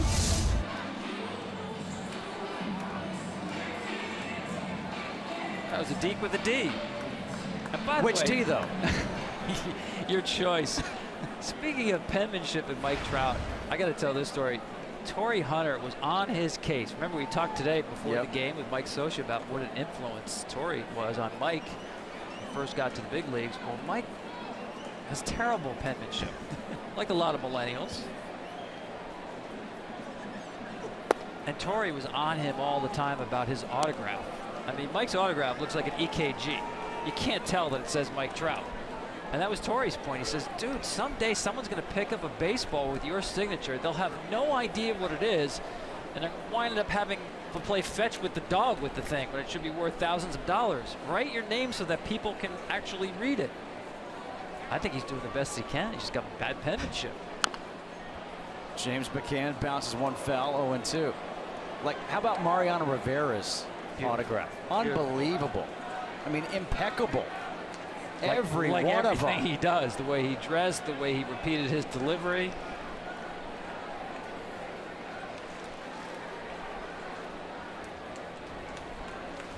No balls, 2 strikes here to McCann, 1 out. Bottom half of the 4th inning. Hope you're enjoying this history lesson on the old D. Little pop up, center field again. Trout, this time he's got a beat on it. Not deking anybody. 2 away. MLB.TV Premium, the #1 live streaming sports service, delivers everything you have come to expect and more. Watch every out-of-market game live in HD on over 400 supported devices. Includes a free subscription to AT Premium, the #1 app for live baseball. Blackout and other restrictions apply. Visit MLB.TV for details. 2 away for Jose Iglesias. His first game back off the 15-day DL, takes the breaking ball for a strike. Yoli Chacin in relief of Brett Oberholzer. First and second, 2 outs here in the 4th. But going back to the uniforms for the Tigers, the home whites, among my favorite uniforms, not just in baseball, but in all of sports. I agree with you. Classic. I think you go with this, the Yankee pinstripes, the traditional Red Sox home uniforms, and the Dodgers home uniforms. Those are my favorite ones. You left out the 1980s Astros. On purpose. Yeah.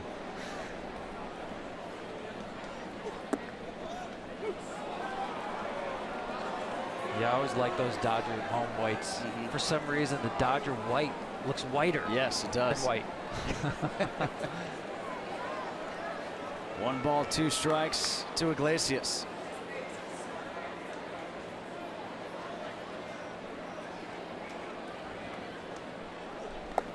And he chases a slider in the dirt.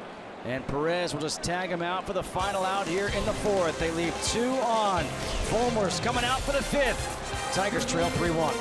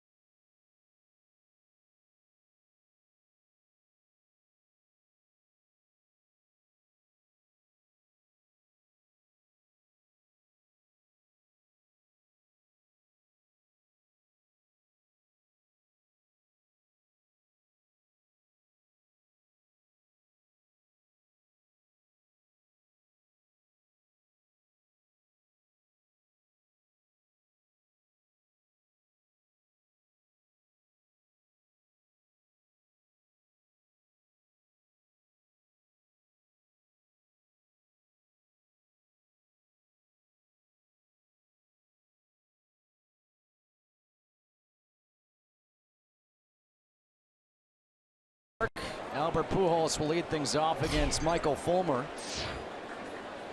1 for 2 on the night. And Fulmer starts him off with a changeup.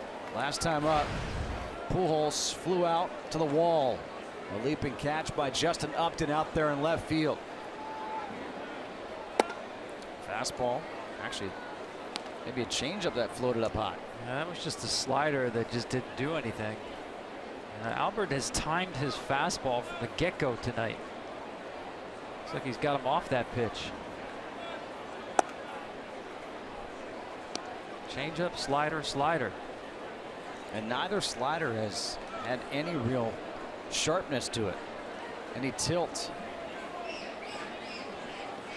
Back to the change. 3 balls and 1 strike to Pujols with C.J. Cron on deck. That's got to be unnerving for Michael Fulmer. The way that Albert has been on time on the heater and has not been fooled on any of the secondary pitches. You mean like that?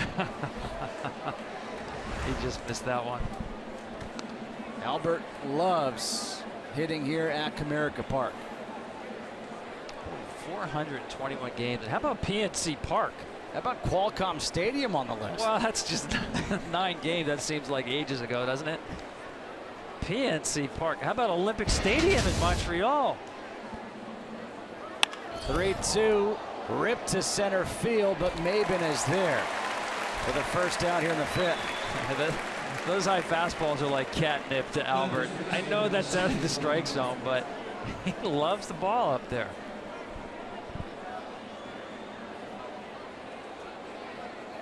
One away now for C.J. Cron.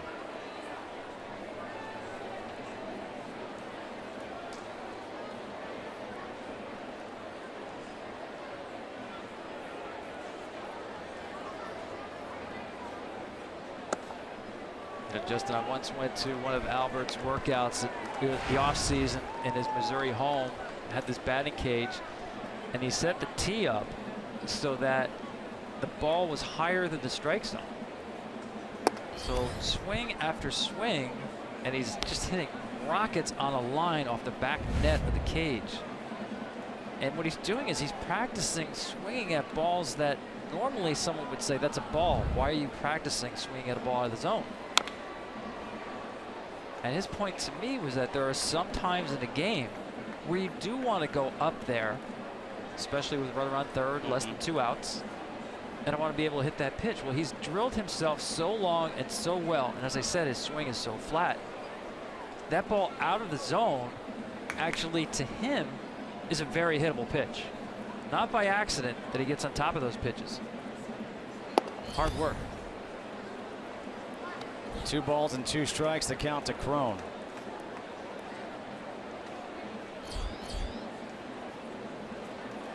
You don't put together a career that Albert Pujols has put together without hard work. The numbers, we showed you that he is a home run shy of tying Frank Robinson. What has he done? Well, he has 100 RBIs in 13 different seasons.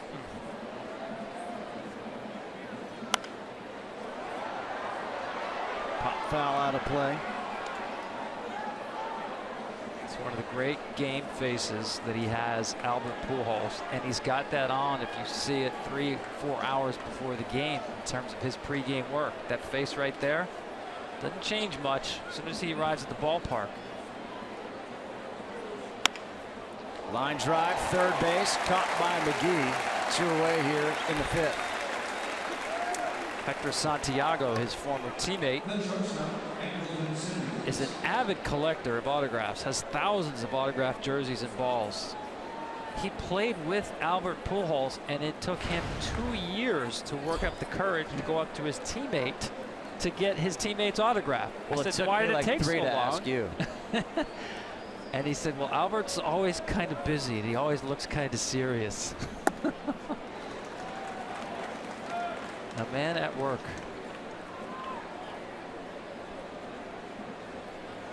No balls, 1 strike to Simmons, who's 0 for 2. Fly out to center, a foul out to third. Outside, 1 ball and 1 strike. You know, it's funny you mentioned that, and I always like to ask young players what was their, welcome to the big leagues moment. In the air, left field, hooking foul. And I'm speaking with Michael Fulmer yesterday, and I asked him, and he said, well, 2 things really. He goes, first one, he goes, the first time I got on an airplane. He goes, I'd never been on a plane for a game. I go, what about AAA? He goes, all my starts were at home. Never got on a plane. He goes, so I get on the plane in the big leagues, and I'm like, you guys do this all the time? Where's my seat? He said, but his first big league start, first batter was a comebacker right back to him. And he fields it, and he starts running over to first base, and he goes to flip it, and he looks up, and waiting for it at first base is Miguel Cabrera. And he's like, oh my God, I'm flipping it to Miguel Cabrera. 3 balls and 2 strikes. This is not a video game, right? Yeah. This is really happening.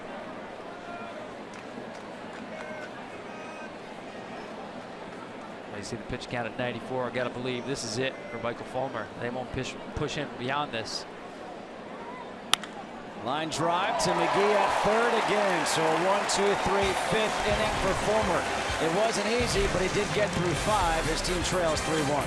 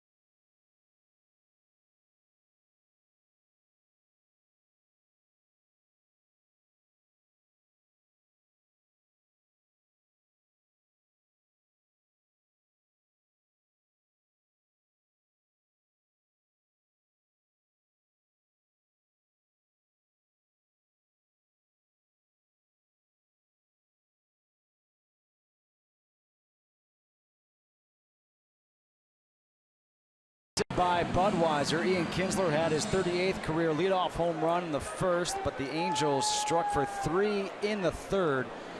A 2-run shot by Coward. Fulmer went 5, and now here in the bottom of the 5th, it is a top of the order. Kinsler, Maben, Cabrera against Yoli Chacin.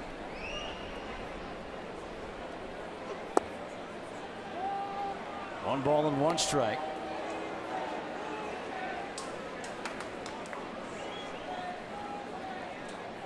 Kinsler 1 for 2. Breaking ball pulled foul.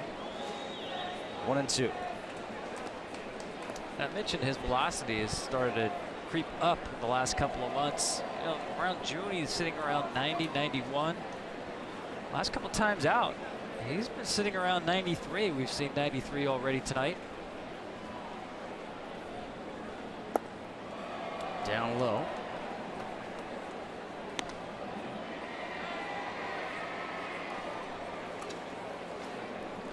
Fulmer and pitching coach Rich Doobie having a conversation. Fulmer does not look happy on the bench. 5 innings, really labored through those 5 innings. Looks at strike 3 for Kinsler. That's 3 strikeouts already for Chacin. And the fans not happy with the strikeout. And Mike Everett, the home plate umpire, the Detroit fans aren't happy with his strike zone. Miguel Cabrera wasn't happy, had some words. The next batter, first pitch, Victor Martinez had some words back in the 3rd inning. And after a long conversation, Victor Martinez was ejected by Mike Everett. And that went on for a long time. And we'll cut it off before you start reading lips again.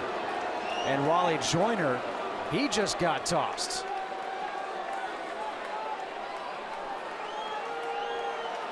So Wally Joyner, the hitting coach, has just been ejected. And I think if I can read lips, the argument here is that he's being influenced by the catcher's receiving of the baseball. I think Mike Everett's going to have to ice down after this game between his 3rd strike calls and throwing people out of the game. The right arm getting a lot of work.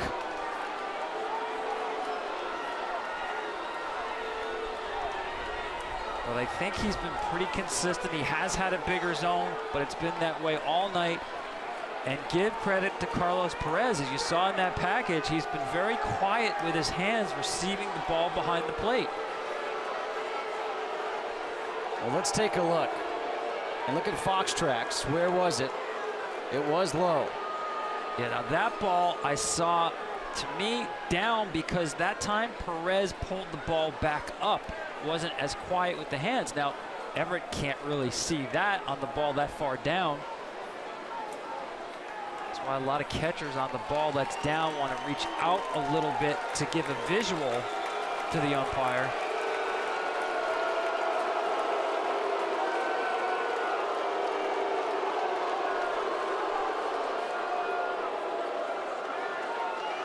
The designated hitter, the hitting coach, the manager, all gone.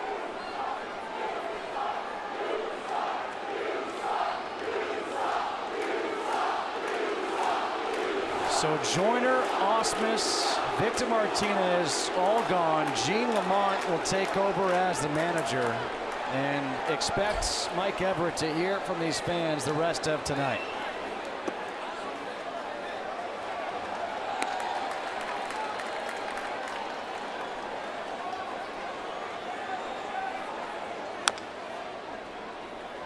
I know a lot of people might be thinking, well, how can you tell from the dugout, especially in terms of inside or outside on pitches? Well, they all have video cameras, monitors back in the clubhouse, or now, because of replay, closer to the dugout with someone watching everything on the monitor. They'll go back and look at themselves, or they'll ask, where was that pitch? 1 ball, 2 strikes to Maben.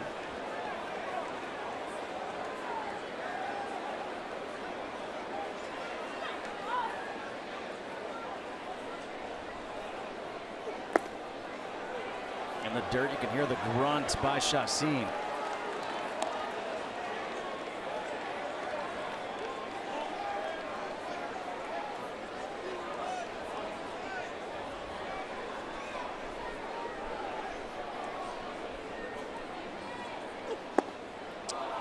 And now Maben just waves at the fastball. The fourth strikeout, first shot seen coming out of the bullpen. And you know how they say, you know, when you come to a major league ball game, you might see something for the very first time.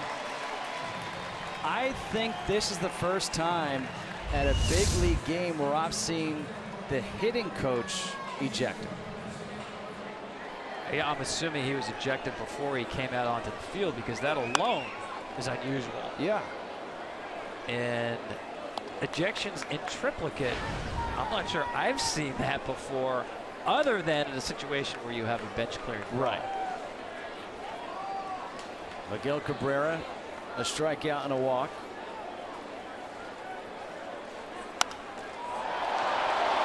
Cabrera to right, Calhoun on the warning track, and Calhoun makes the catch. A 1-2-3 inning work by Chacin. We are through 5. It's 3-1 Angels.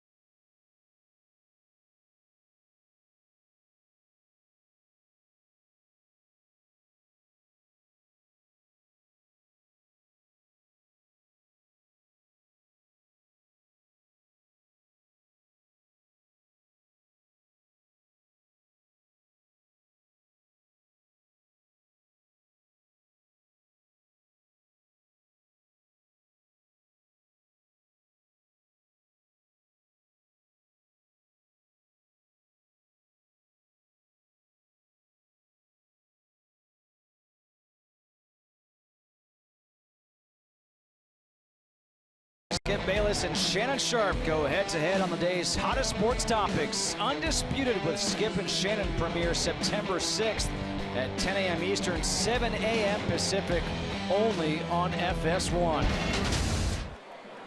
Well, top of the 6th inning, a new pitcher into the game for the Tigers. It is a left-hander, Kyle Ryan, 46 games, 3.33 ERA, a 1.24 whip. 28 strikeouts, 12 walks, and he will face Marte, Buss, and Perez here in the 6th. And the first pitch is outside for ball 1. Well, you're not going to see velocity from Ryan. You will see deception. Throws across his body so severely. Looks like he's going to aim this ball into the Angels dugout. Changes his mind, throws to the plate.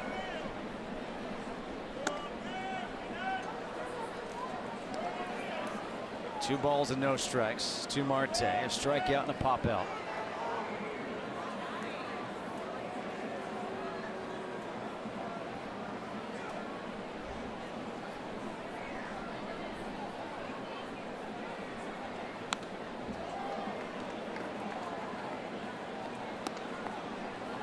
You don't see many pitchers like this. Yeah, you see this dirt area over here where Fulmer was landing, and now look where the foot of Ryan lands, about 2 feet, maybe 2.5 feet farther towards the first base side.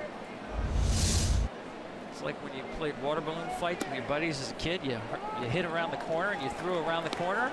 That's what it looks like he's doing. He's throwing the baseball around a corner.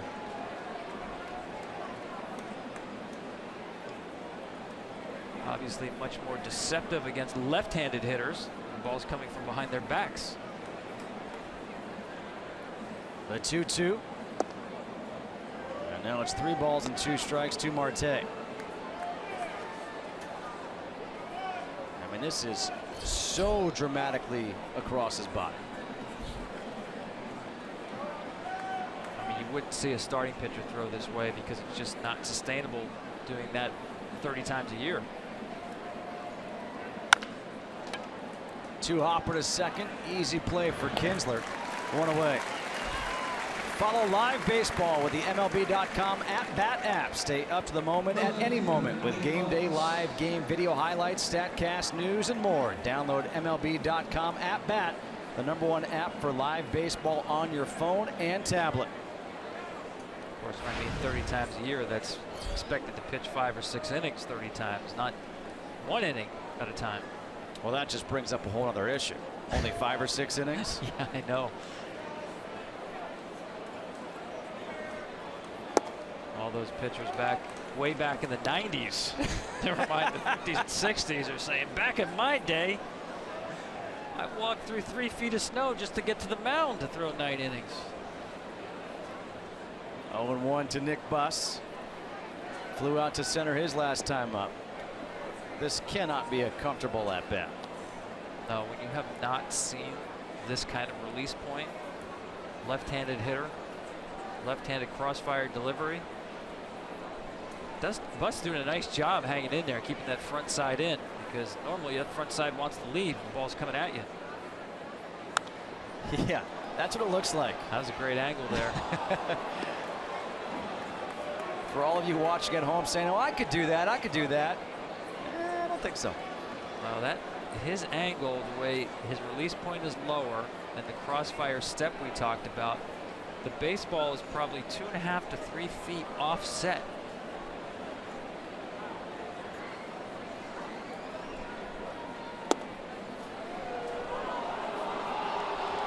Two balls and 2 strikes. Here's my thing. You see that angle. How many people at home would fail on that pitch? Watch when he releases this baseball. I mean, that may be 3 feet off center from where the rubber is. And you see that pathway from the plate to the mound. The ball never crosses over that pathway. Left center field, Mabin tracking it, makes the catch, 2 away.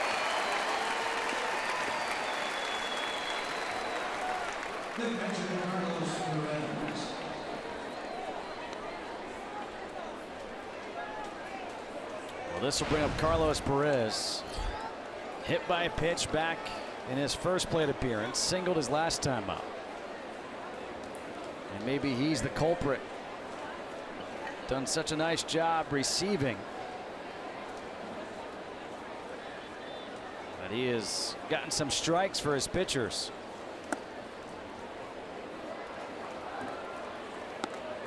And yeah, I'll say framing pitches. That's the way I see it. Pitch framing.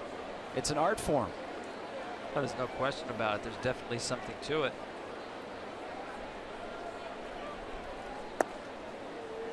I think the calculus of it is overrated. Okay, let's not go calculus. We already talked about like old English histories. Yeah, we can't go calculus. I can't do that kind of math. In the 7th, we have geography coming up. That I can do.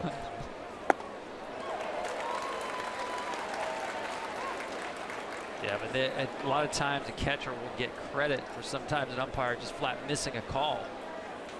We want to measure everything in the game, but I do agree it's a skill. Not sure how finely defined it can be. Oh, don't worry. If there's a will, there's a way. It's being done, believe me. 1 ball, 2 strikes to Carlos Perez. Before you know it, in the next year or two, there will be some stat as Alex Wilson loosens in the pen for Detroit about catchers and the way they frame pitches and how valuable it is to a team. Well, it's being done.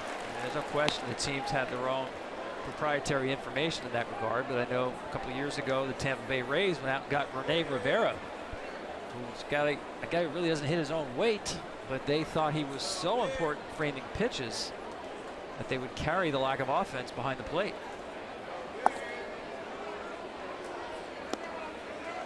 And where is he now? With the Mets. He's with the New York Mets.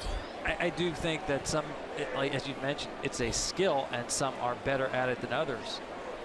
But it's being taught, I believe, much more than it used to be. 2-2. Did he go? He did not, says first base umpire Jordan Baker. So 3 balls and 2 strikes. Now the count to Carlos Perez. Check the barrel of the bat. No, not a swing. Typically, Jordan Baker on the line at first, an umpire will get on the line looking straight down the chalk line. If they see the barrel past the chalk, they will call it a swing. That one didn't. That is a swing and a miss and a strikeout for Kyle Ryan. A 1-2-3 inning in relief. It's 3-1 Angels.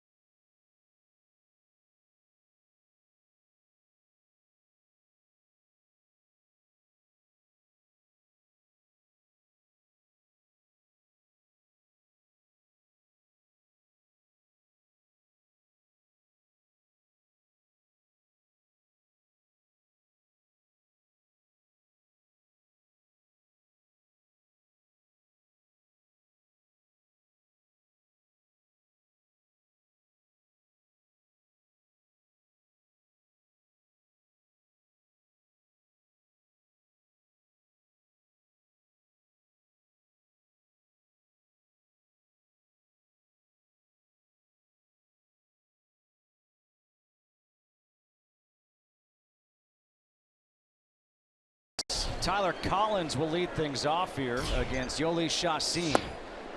Tyler Collins, his second at bat, came in his first time up in the third with an 0-1 count after Victor Martinez was ejected, arguing an 0-1 pitch.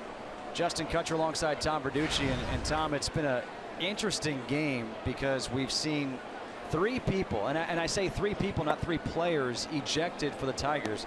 You had Victor Martinez tossed in that 3rd inning, and then in the 4th inning, you had Brad Ausmus and the hitting coach Wally Joyner both ejected.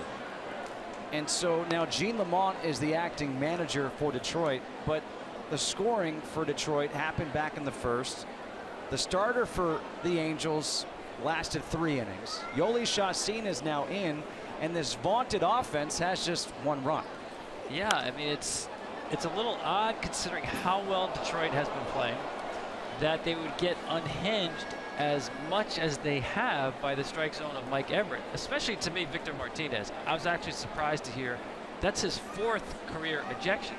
I didn't think he'd been ejected at all. He seems typically a guy who keeps his emotions in check. He didn't do that tonight. They'll have to play 2/3 of the game without their cleanup hitter, switch hitter.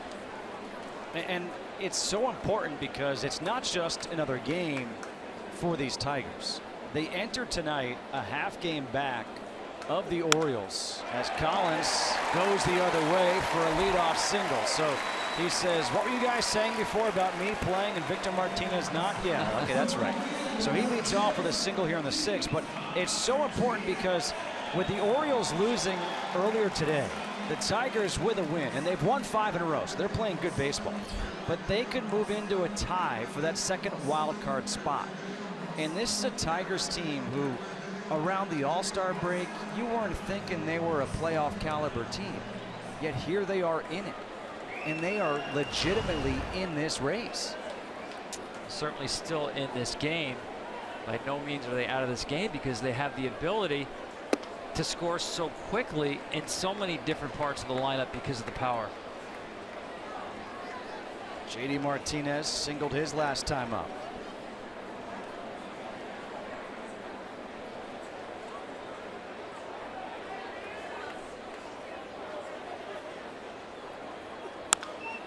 Martinez pulls it foul. Diolis Guerra's warming up in the bullpen for the Angels.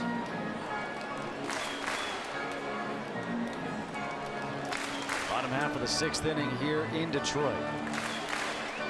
The Tigers got their 1 run in the 1st, a leadoff homer by Kinsler. The Angels got their 3 runs in the 3rd. Breaking ball. Swung on and missed. 1 ball and 2 strikes.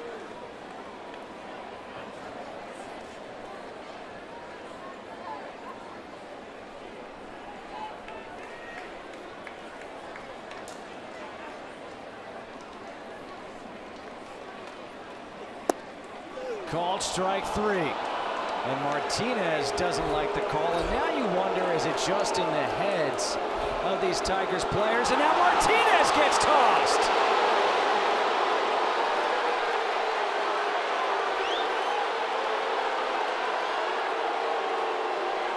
Here comes Gene Lamont. Here comes Justin Upton trying to get Martinez away.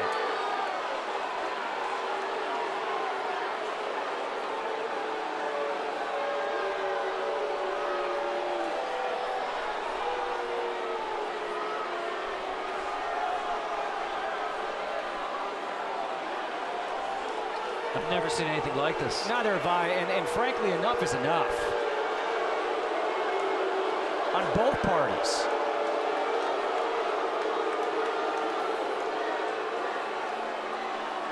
Like Mike Everett, you ejected 3 people, that's enough for 1 day.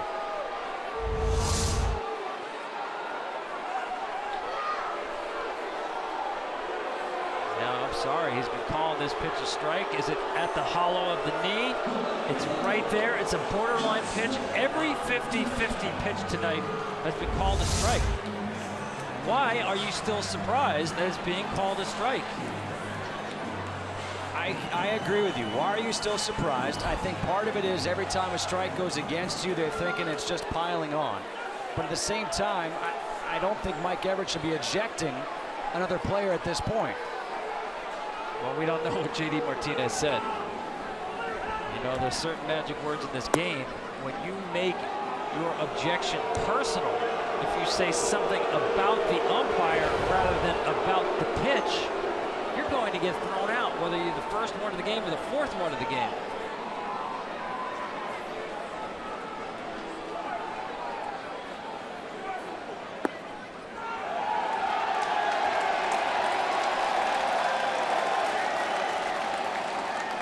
We're not talking about some inexperienced umpire out there. Mike's been umpiring since 1996.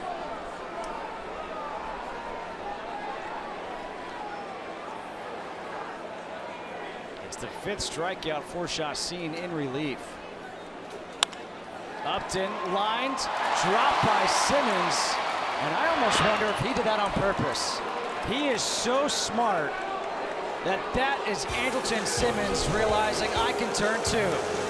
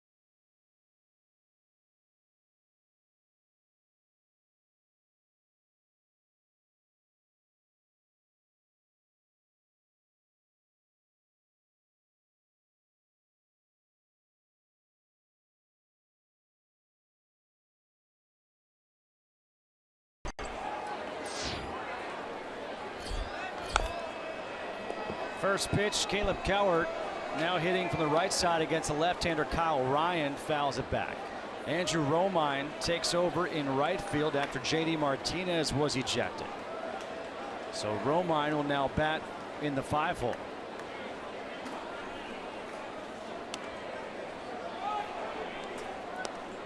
Right now, the Tigers have more personnel thrown out of the game in the clubhouse than they have available on the bench. It was Cowart's 2-run home run in the 3rd that gave the Angels the lead. Pulled foul. It's 1-2. And this was against Michael Fulmer on a 3-1 pitch. Got the fastball and didn't miss it. Yeah, that hit by pitch previous to that by Perez seemed to unhinge Fulmer a bit. Got behind the fastball count. Threw a grade B quality fastball over the middle. Cowart didn't miss it.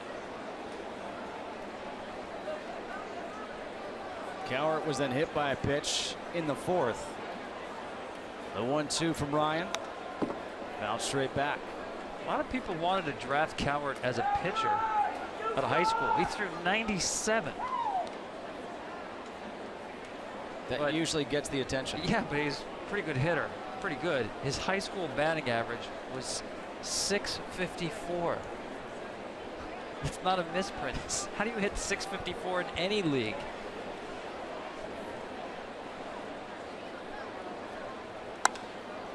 Goes the other way, and it's a foul ball.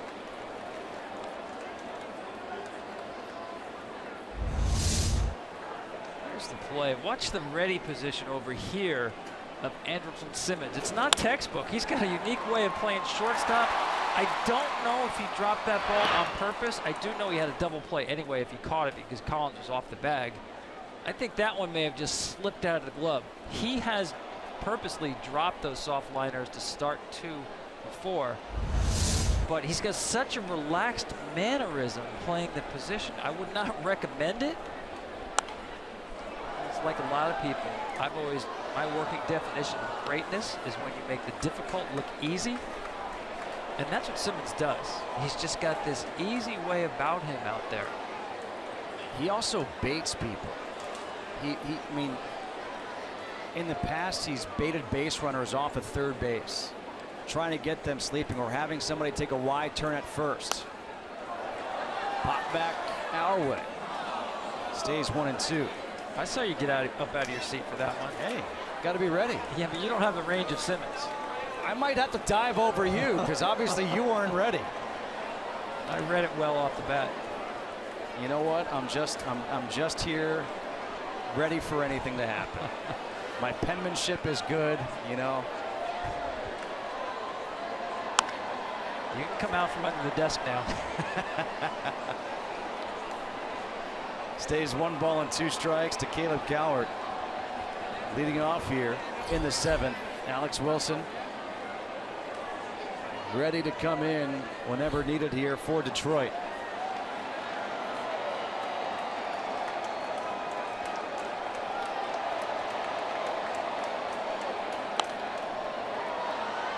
Notice I didn't jump for that one. You're learning, kid. You're learning. Thanks, Coach. 10th pitch of the at-bat coming up here for Cowart, leading off here in the 7th.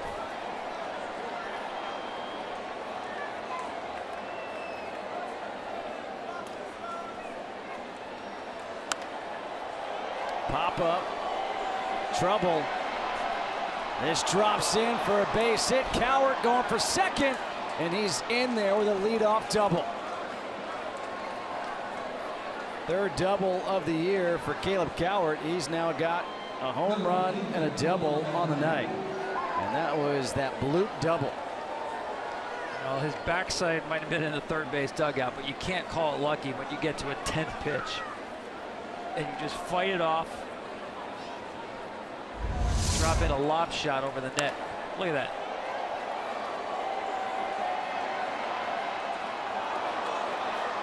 He earned that. He earned that by fighting through all those foul balls to get to the 10th pitch. Leadoff man in scoring position. Now Cole Calhoun at the plate.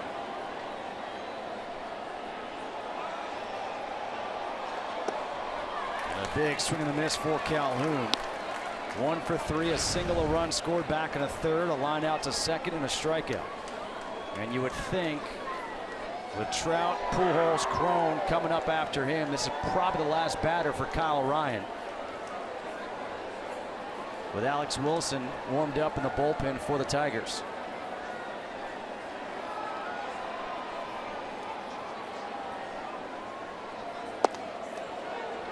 Outside, 1-1. Good take right there. Cole changes approach a little bit this year. To me, it's a power-oriented approach. When he holds the bat, it's more in an upright position. He used to have that more perpendicular to the ground, which is more conducive to a line drive stroke. A little more lift in his game now, with the bat held a little more erect.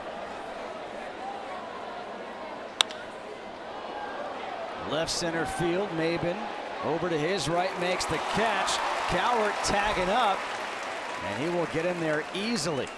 And he got the job done by getting the ball in the air right there. 1 away. Here comes Gene Lamont, and that will be it for Ryan.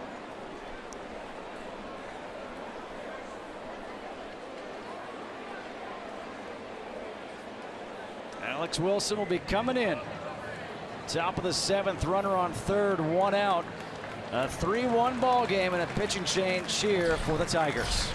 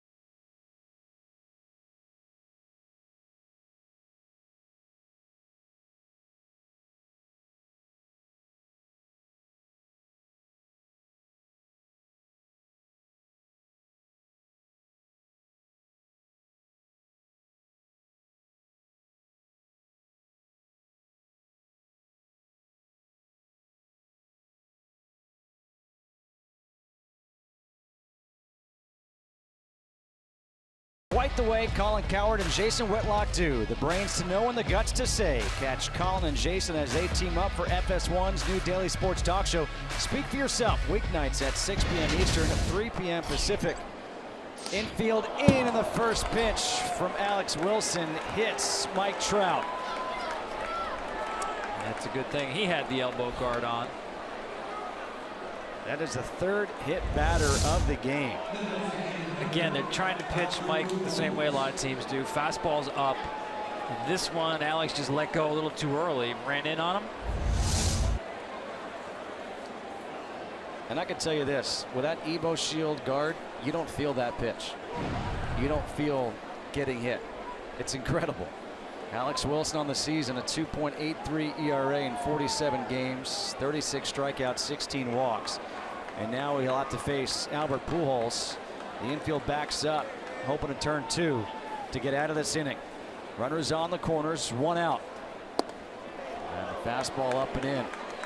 This is a tough matchup for Alex Wilson because he really doesn't spin the baseball. Occasionally, he'll flip a slider in there, but his bread and butter is the cutter. Cutter is 4-seamers and 2-seamers, all within a narrow range of velocity. We've seen Pujols on velocity tonight. Foul tipped into the mitt of McCann. 1 ball and 1 strike. That's the cutter. It's a little late life right there at 88.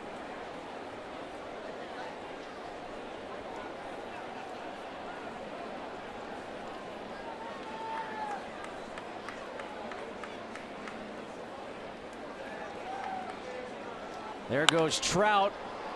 Fly ball to right field. Romine catch it. Throw back to first, and they get 2. They got it! Wow! Scioscia comes out. He says he wants to look at this.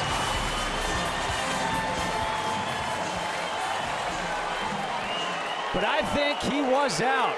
Andrew Romine, who came in after J.D. Martinez was ejected. Look at the throw here. Yeah, you see Mike has to retouch second on his way back to first. Running on the pitch. Picked up the ball extremely late. And he is out. What a double play to end the inning. It's 3-1. It's time to stretch him out.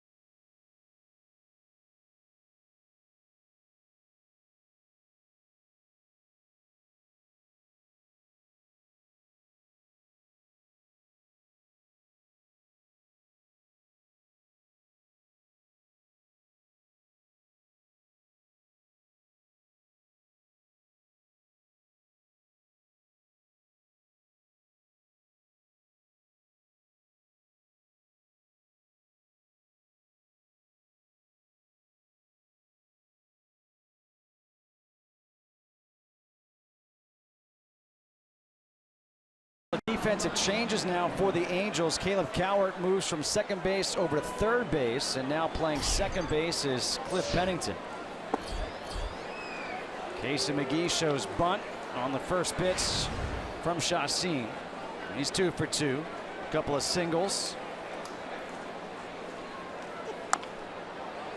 Chopper to third. Tough play. Nice play by Cowart, who just moves over to third base. 1 away.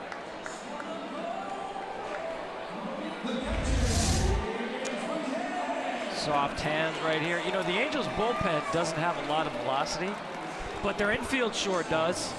Talked about how Cowart threw 97 as a high school senior. A lot of people wanted to draft Andrelton Simmons as a pitcher. Mid-90s fastball as a college player. And the second baseman, Pennington, pitched in the postseason last year for Toronto. I think that was a major league first postseason using a position player. You don't want that to happen in the regular season. James McCann takes the first pitch for a strike. You know, I was there for that game, division series in Toronto, and Pennington was shaking off the catcher. He had like 4 different pitches. If you're going to throw in the postseason, have some confidence. I'll tell you, he played the part well.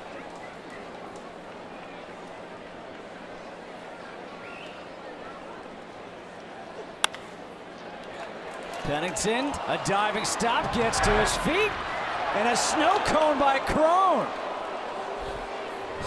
Oh. Well, great range to his left. Athletic ability to get up quickly. And Crone, oh, that is a snow cone. Give me the jimmies on top.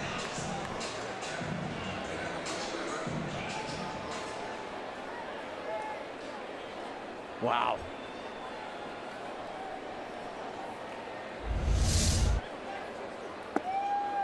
Iglesias takes the first pitch low and outside from Chacin. Iglesias 0 for 2 in his return from the DL.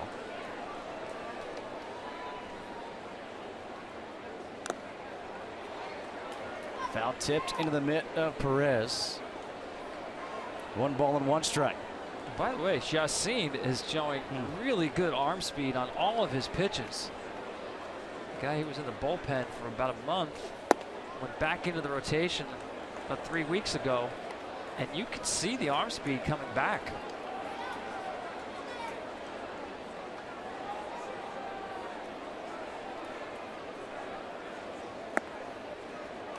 Three balls and a strike to Iglesias. Still a 3-1 game thanks to that phenomenal play by Andrew Romine to end the top half of the inning. 3-2.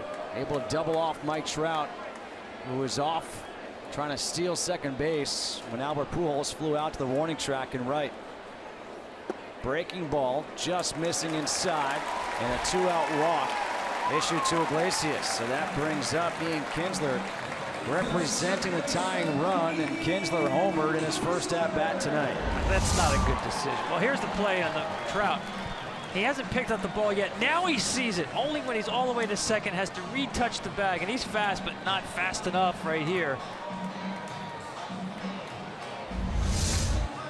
The first career outfield assist for Romine, coming in a big spot, because if he doesn't get him, tagging from third was Caleb Cowher.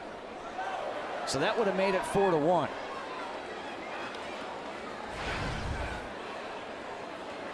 I talked about the decision by Chacin right there. Iglesias was not going to hit you with the long ball. 2 outs, number 9 hitter, bases empty, full count. And you throw him a breaking ball with a guy who's already hit a home run coming up behind you? Not a good decision. Kinsler in the air, right field. Calhoun is there, and that'll do it for the 7th. We are through 7 here in Detroit. It is 3-1 Angels.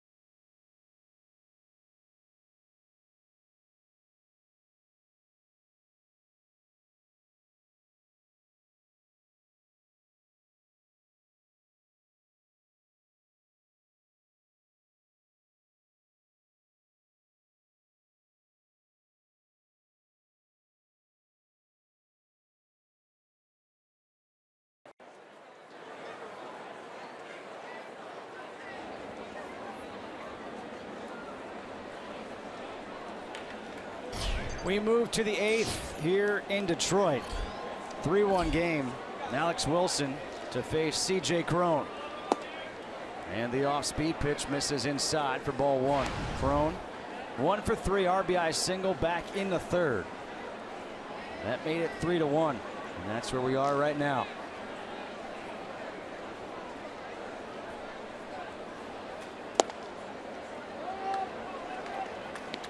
One and one.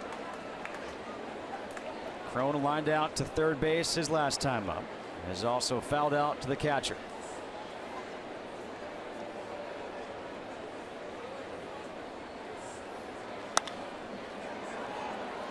Had a play into the seats, first base side.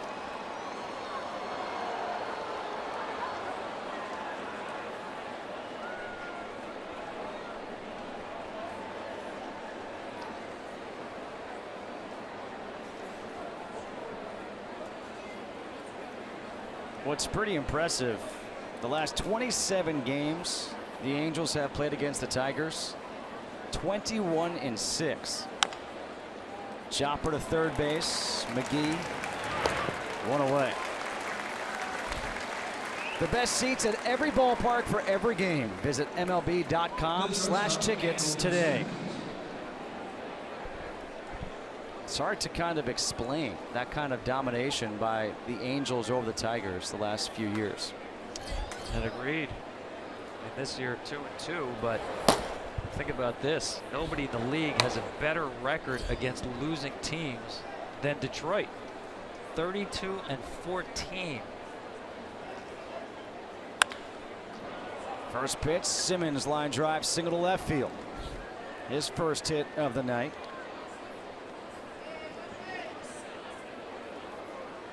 And now Cliff Pennington will hit for the first time.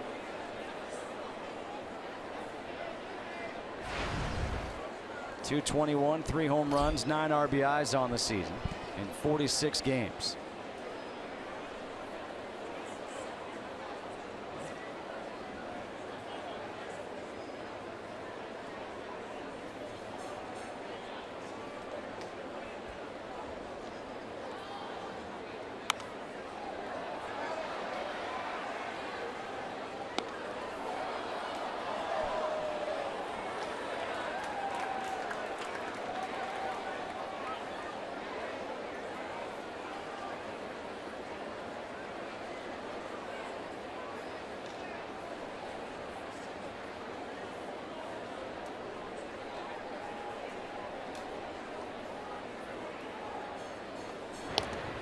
Throw back over to first. Simmons 4 of 5 in stolen bases on the season. Yeah, this is if he gets the right count where Mike Scioscia may want to play hit and run, start running right here. That's one thing about the Angels. You know, you think back to Scioscia came out. Yeah, he wanted to see if Simmons was okay there going back to the bag. I'm good. But it's always been Scioscia's trademark, is I believe his manager, very aggressive running teams. And when they signed the likes of Albert Pujols and Josh Hamilton and they started getting Homer happy, they took away his strength. They took away what made him such a great manager. Yeah, but they still like to push the envelope. That Trout getting doubled up there, the 61st out the Angels have made on the bases this year. That's the most in the league. And I wouldn't take that to be entirely negative. It speaks to their aggressiveness. No, and my point is they're trying to get almost back to where they once were. Well, listen, you've got Trout and Pujols have combined, 2 players combined for 40% of the team's home run total. So outside of those 2, you do have to manufacture runs. And that's a change that we're seeing, or we even had this discussion with Mike Scioscia today about what could happen in the game of baseball. You think about the Royals, a team that won the World Series last year, and how they score runs 7th, 8th, 9th inning, and why. They put the ball in play. They manufacture runs. They move runners. They make contact. And how about their own bullpen, though? Their bullpen. Yep. Lights out, right? 1-2 called, strike 3 to Pennington. He goes down looking for out number 2. And I think what you're seeing now, and he talked about, like you said, being aggressive. Relief pitching is so good in the game today. Essentially, offense becomes dead ball era offense from the 7th inning on. But how much of that is because of the swing and miss mentality, that strikeouts are the same as any type of out? That's part of it, but chopper over the head of Cabrera down the right field line. Simmons at third. He'll be held up as Romine gets it into Cabrera. A 2-out double for Nick Buss, and runners on second and third with 2 outs here for the Angels. well, that ball really jumped in the air. I mean, they like to keep the dirt soft in front of the plate. You can see how wet it is, wetted down there, but that actually lands in foul territory. Oh my goodness. I know you can pull off pool shots, trick shots like that, but it's not often you see a ball land in foul territory.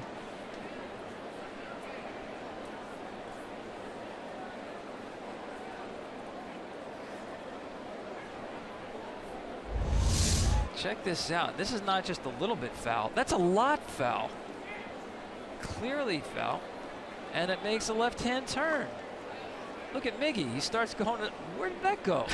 And he's saying that's foul? No, it's not. That's a fair ball. Now Carlos Perez with 2 outs.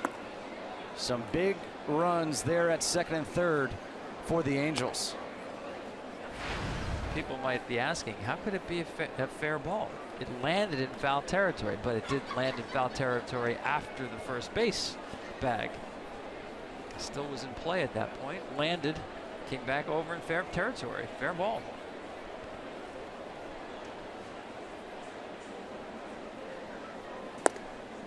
Sliders outside. 2 balls and no strikes.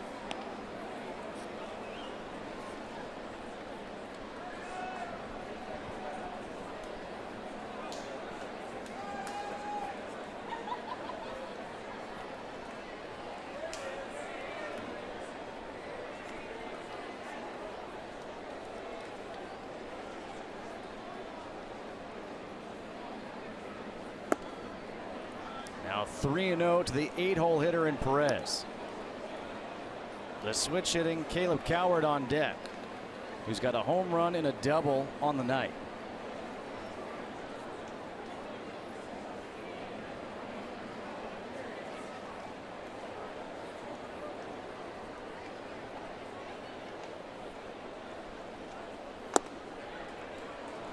Taking all the way, 3-1.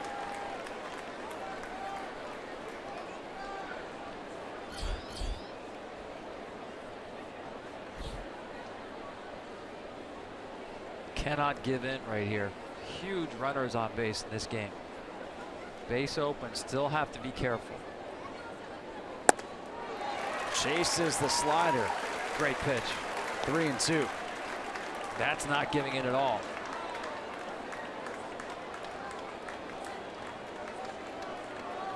But to keep the same mentality, you cannot think I must throw a strike. Do you go with the same pitch? And the cutter's his best pitch. I think he goes to the cutter now.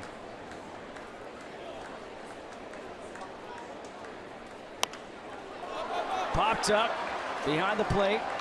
McCann going back. He's got it.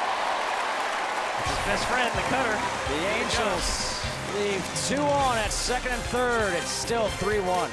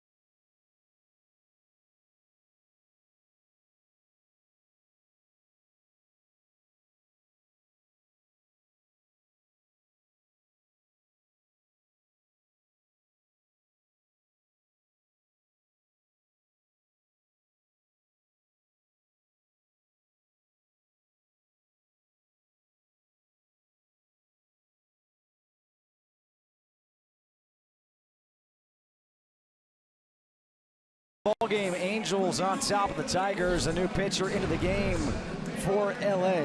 It is J.C. Ramirez in his time with the Reds and the Angels. 56 games, a 4.97 ERA, 50 strikeouts, 18 walks. And he will face 2, 3, 4. Cameron Maybin, Miguel Cabrera, and Tyler Collins. A very different part of the order now in this game after all the ejections. The game, it began, it would have been Maybin, Cabrera, Martinez, and Martinez. Maybin takes the first pitch for a ball. Now it's Maybin, Cabrera, Tyler Collins, Andrew Romine. A bit easier. It changes the dynamic of this inning. Ramirez, you see that natural cutting action on his fastball. This is the velocity in this Angels bullpen. But sometimes the command not there.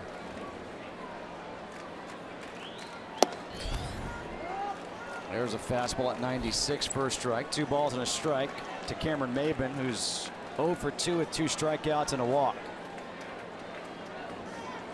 His job, get on base for Cabrera. He won't. A ground out to the pitcher Ramirez. 1-3, 1 away for Miguel Cabrera.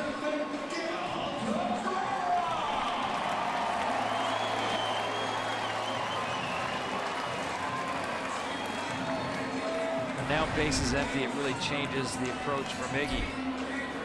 His job now might seem a little more patient, grinding out in the bat as opposed to a potential tying run, looking for something to hit out of the park. First pitch, fouls it back.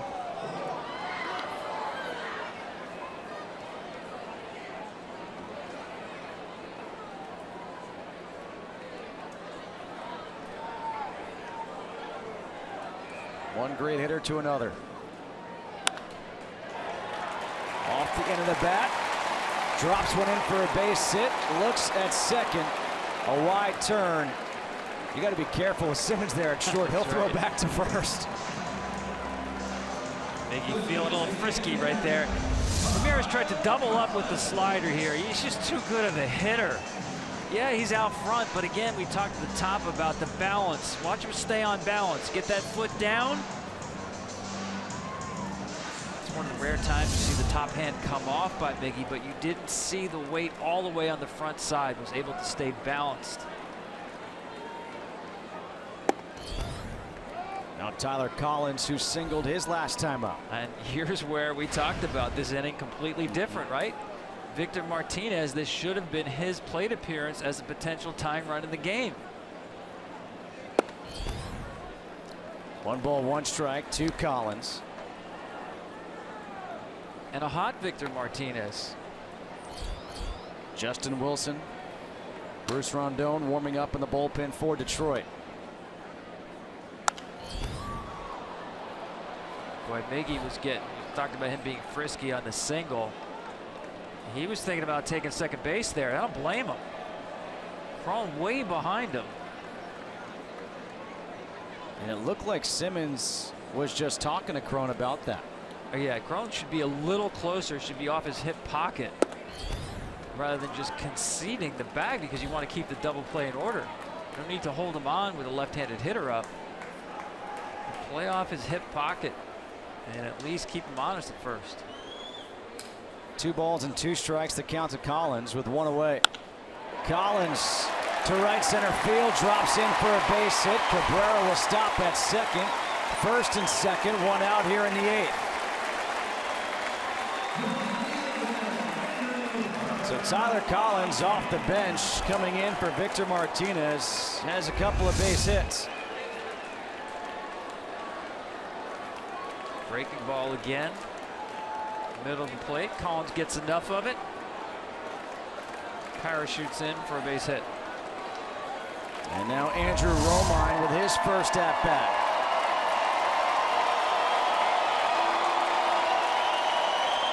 Carlos Perez asks for time, goes out to speak with J.C. Ramirez, maybe going over some signs with a runner now on at second.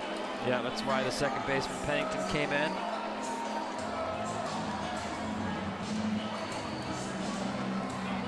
Romine, 224, a home run, 10 RBIs. Very different than JD Martinez. And he takes the first pitch for a strike. That was another nice job by Perez back there, wrapping his fingers around that pitch away off the plate. That natural cutting action to make it look like a strike.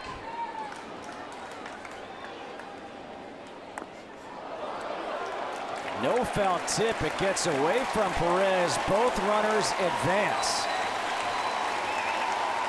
So much movement on that ball from Ramirez. I thought there was a foul tip. That was crazy movement. Nope. Wow. It was off the foot of Carlos Perez. That actually looked like a hard slider. Got his fingers around the baseball. Really dive bombed to the back foot. It'll be a pass ball that allows both men to advance. So all of a sudden with that pass ball, a single here. And we could have ourselves a tie ball game. Well, I like what Perez just did right there. Pass ball, came back with the same pitch with a runner on third base. Confidence.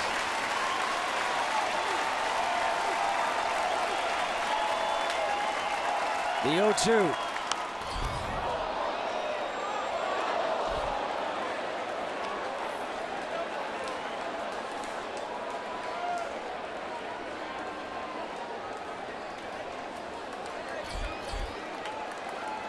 This is one of those games where you can look back on for the Tigers. Another 0-2 bounce foul. Still no balls and 2 strikes. They've had 4 people ejected. Victor Martinez, JD Martinez, the manager Brad Ausmus, the hitting coach Wally Joyner. Your 4 or 5 hitters are now Tyler Collins and Andrew Romine. You're trailing 3-1. You had a double play to end an inning on a play because of Andrew Romine throwing out Mike Trout at first base. Staying alive is Romine.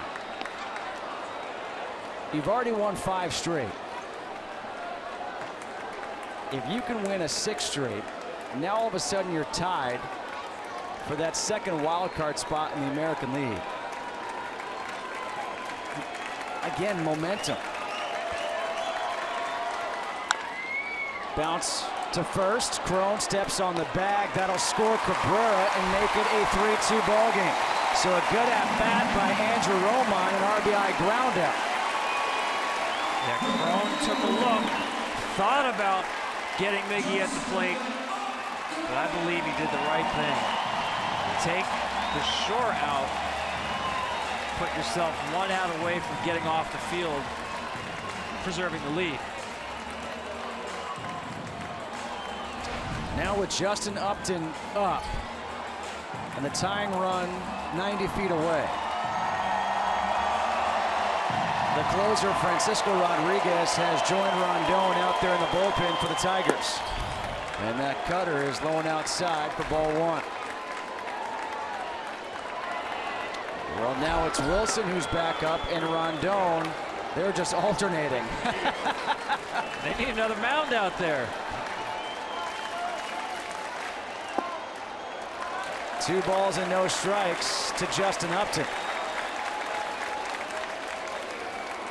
Justin Upton's been seeing the ball much better this last week. His whole key is getting that front foot down softly.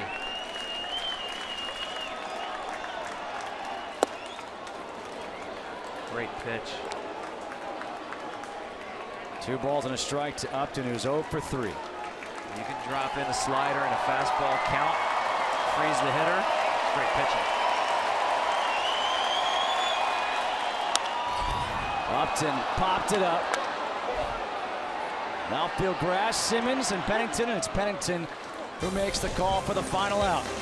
They do get 1 back. We'll go to the 9th. It's 3-2 Angels over the Tigers.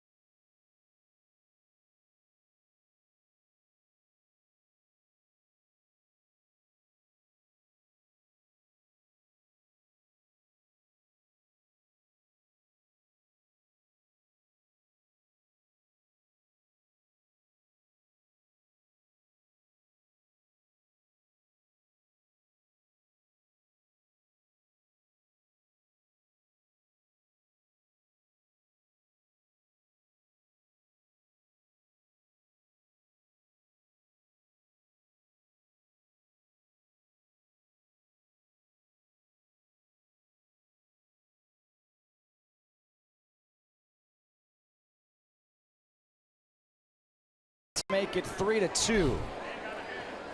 And that's where we are entering the ninth. The hard-throwing right-hander Bruce Rondon comes in. His 22nd game, a 4.35 ERA.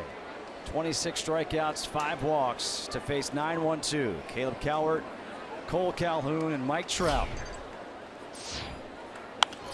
His job, keep this a one-run ball game.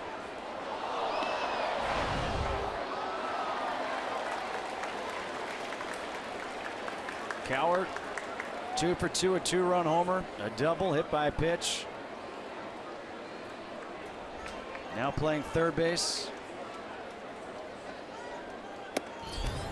Chases the high heater, 0-2. Yeah, there's more where that came from, too. He's just getting loose at 97. You'll see 99. Speaking of getting loose, the closer now. The Angels, Fernando Salas up in the bullpen. Rondon gets his slider over. He's virtually unhittable. In the air, left field, slicing foul and out of play.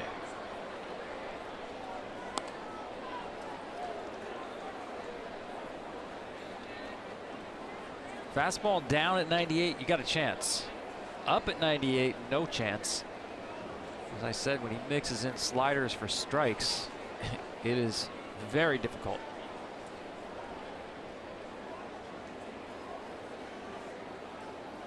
Again, wants that fastball up.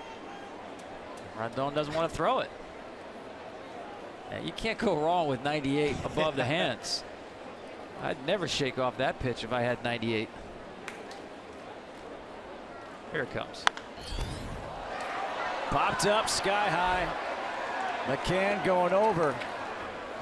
And this one will reach the seats.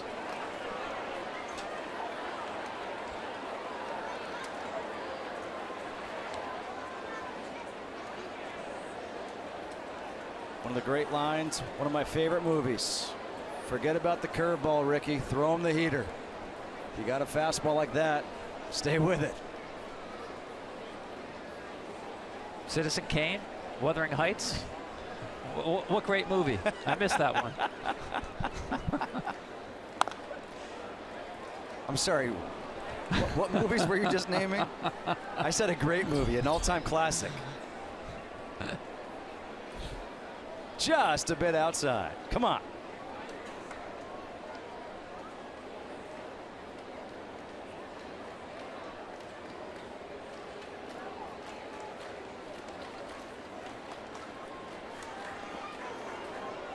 There's that slider in the dirt. 1 ball and 2 strikes.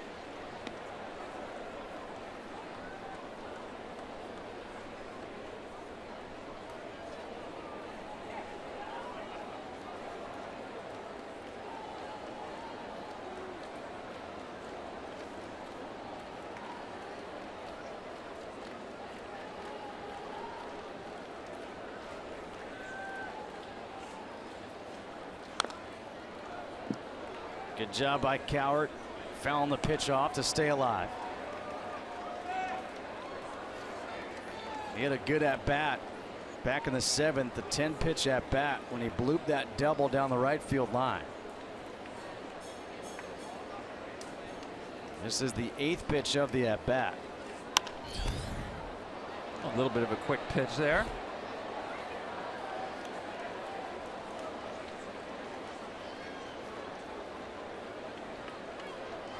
But you see, didn't have the same velocity. That one came in at 95. And McCann's pretty consistent calling for these fastballs up. He's sticking with it.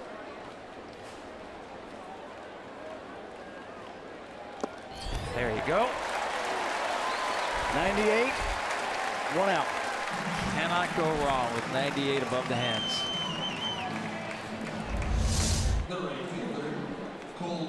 Really impressed with McCann, the way he works back there. A lot of times pitching is about conviction, and the catcher's body language can convince the pitcher, almost trick him into more conviction in the pitch. You see McCann repeatedly calling for that fastball up. Great leadership skills that he has. Cole Calhoun flew out to center field his last time up. And the off-speed pitch misses outside for ball 1. Calhoun 1 for 4, singled and scored back in the third as lined out, struck out, and flown out.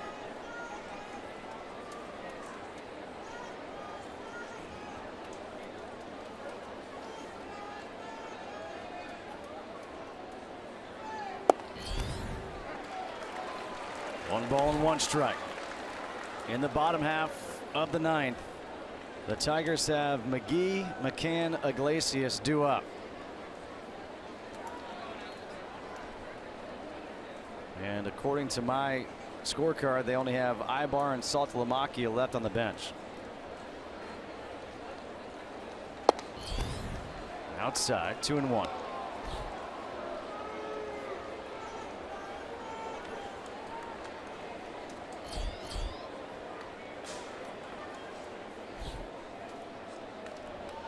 Trout on deck.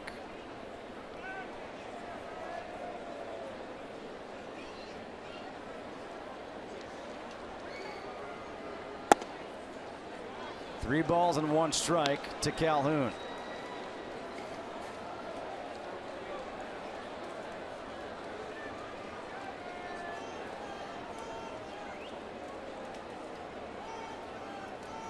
Calhoun should get a good rip right here. I mentioned that when he gets the slider over Rondon, very difficult to hit. He's not throwing a slider for a strike yet.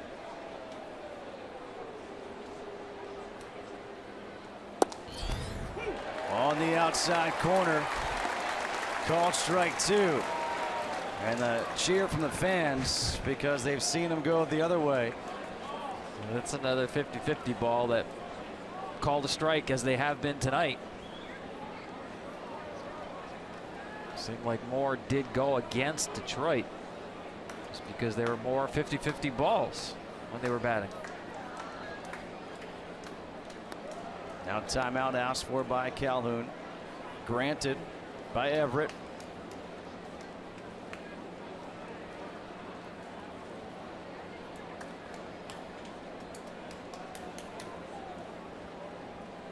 The 3-2. He went with a slider. Calhoun could not hold up. Back-to-back strikeouts for Rondon. 2 away here in the inning. And for those of you looking for the UFC Fight Night post-fight show, it is starting right now on FS2 and will be joined on FS1 at the conclusion of our game. We are in the top of the ninth inning here in Detroit. The Angels lead 3-2.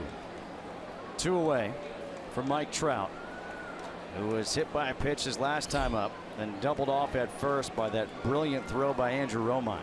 And you saw that practice swing of Trout, right? Sweeping at the ball low. That's why he's going to see nothing but fastballs up right here.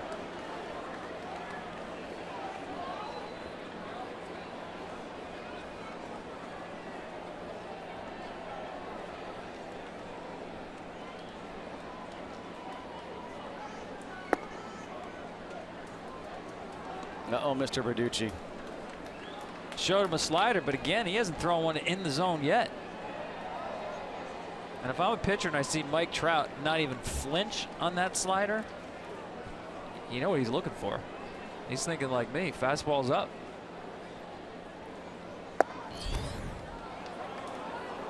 McCann just held that one longer. 3-0 the count.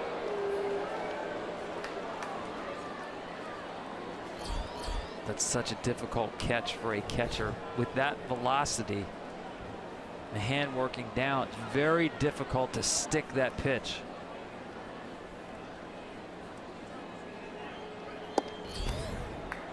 And a 4-pitch walk issued to Trout. Third time tonight he has been on base.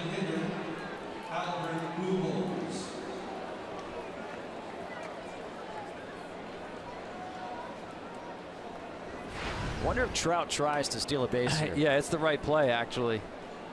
You know, Rondon not really quick to the plate. 2 outs. Get yourself in scoring position.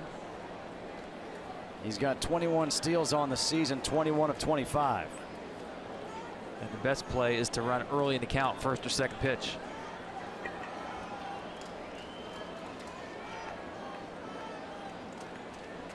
Not going. Pujols breaks his bat.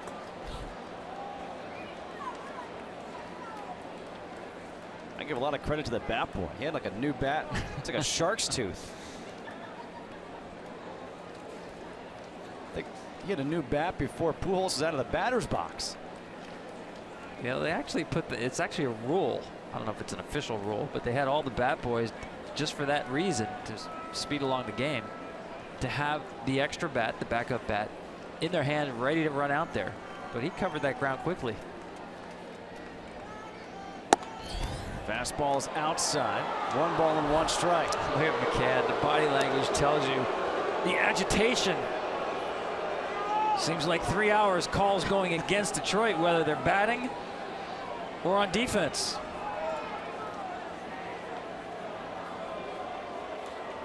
Remember, he had his own conversation with Mike Everett early in the game when he was hitting about a called strike.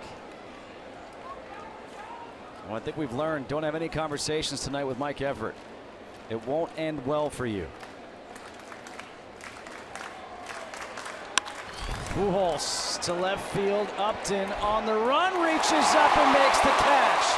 Second time tonight he's taken a hit away from Albert Pujols. We go to the bottom of the 9th. Tigers trail by 1.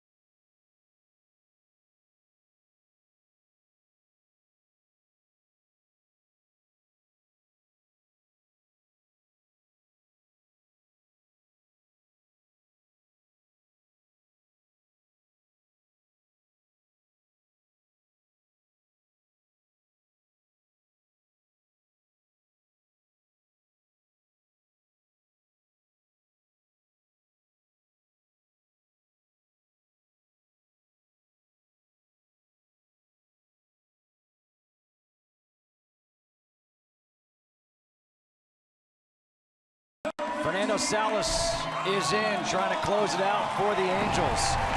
And even this series at a game apiece.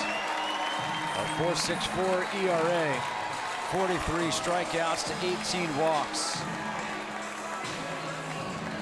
4 saves for Salas, and he will face a pinch hitter in Eric Ibar.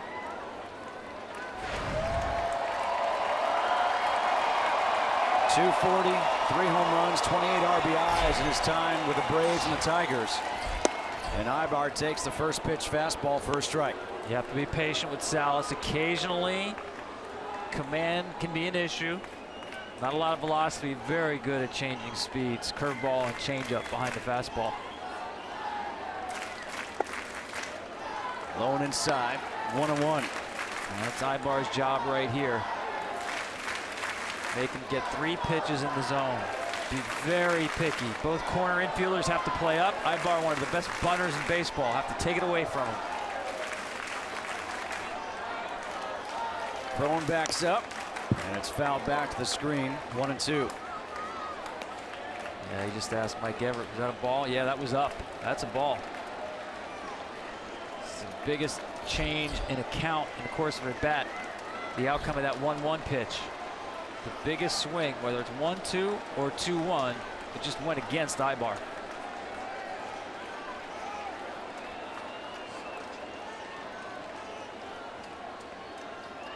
The 1-2.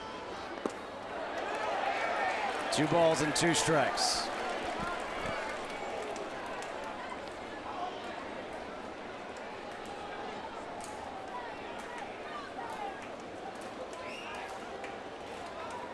Saltalamacchia getting ready.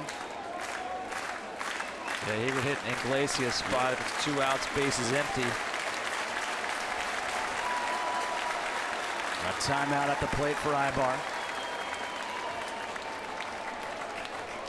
Longtime member of the Angels.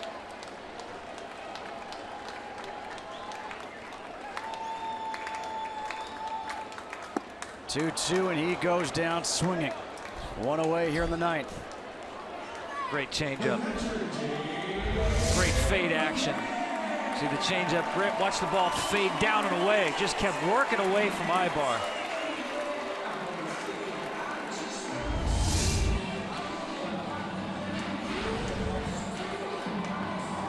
James McCann 0 for 3, a ground out on a nice play by Cliff Pennington in the 7th. A fly out to center and a strikeout looking.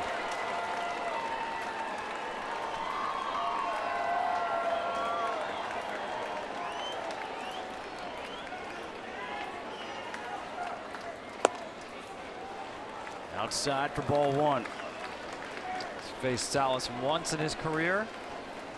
Got a double. The Tigers would love a double right now.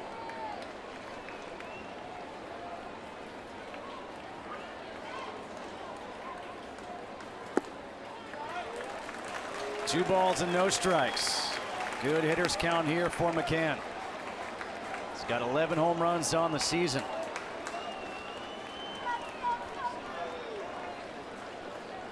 A bit surprised that Coward at third base is not playing a little closer to the line. Shaded that way, but normally tighter to the line in a 1-run game.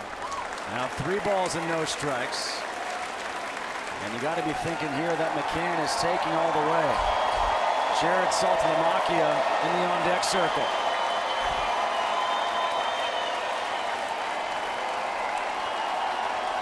Socha and Pujols looking on.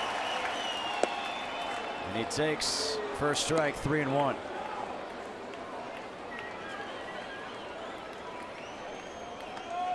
You have to be very disciplined right here with a pitcher who likes to get hitters to chase.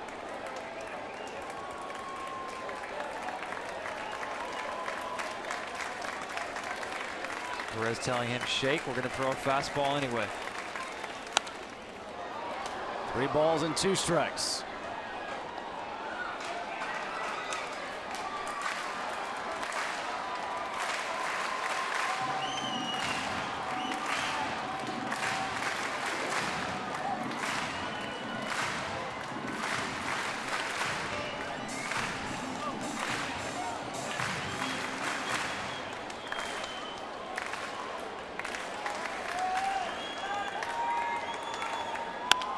Two, ground ball to short. Simmons to an E. And the Tigers are down to their final out. And it will come in the form of the pinch hitter, Jared Saltalamacchia. Well, it seems only fitting. Tonight, when the Tigers got 2 players ejected, the manager ejected, the hitting coach ejected.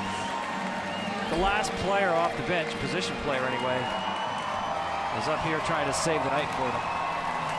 Now Charles Nagy, the Fairfield, Connecticut native, the pitching coach, coming out to speak with Salas and Perez to go over the scouting report for Jared Saltalamacchia. Great low ball hitter. He's faced Salas once, struck out. Salas not typically a pitcher who can get by with fastballs up, but that's the hole in Saltalamacchia's game offensively. The Angels 54 and 74, 20 games under 500. The Tigers 69 and 59, 10 games over 500, 5 straight wins coming into tonight. The shift is on for Saltalamacchia, who takes the first pitch fastball on the outside corner for strike one. See the shift on the right side. Dead pull hitter. Rarely hits the ball on the ground at all, but especially the other way. 1 ball and 1 strike. Saltalamacchia has got 11 home runs, 9 of those 11 coming from the left side of the plate.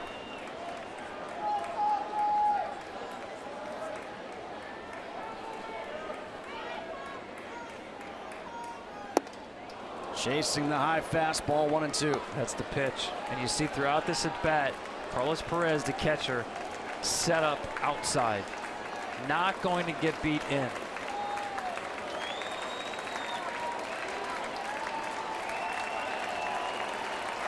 The Tigers won last night 4-2. Same pitch. The 1-2. Too high. 2-2. The finale will be tomorrow. Tyler Skaggs against Anibal Sanchez. You can watch the game on Fox Sports West and Fox Sports Detroit.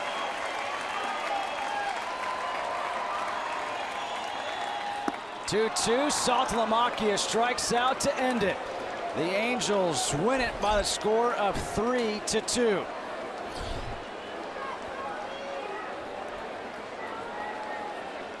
All those fastballs away. How do you put them away? Change up. Looks like a fastball until just doesn't get there as soon as Saltalamacchia thinks it will. Great job in the 9th inning by Salas. Pitch sequence was spectacular. The Angels get the win. They are now 22-6 in their last 28 against the Tigers. They even the series at a game apiece. Caleb Cowart, a 2-run home run, proved to be, at that point, put them ahead. And then the RBI single by C.J. Cron in that 3rd inning.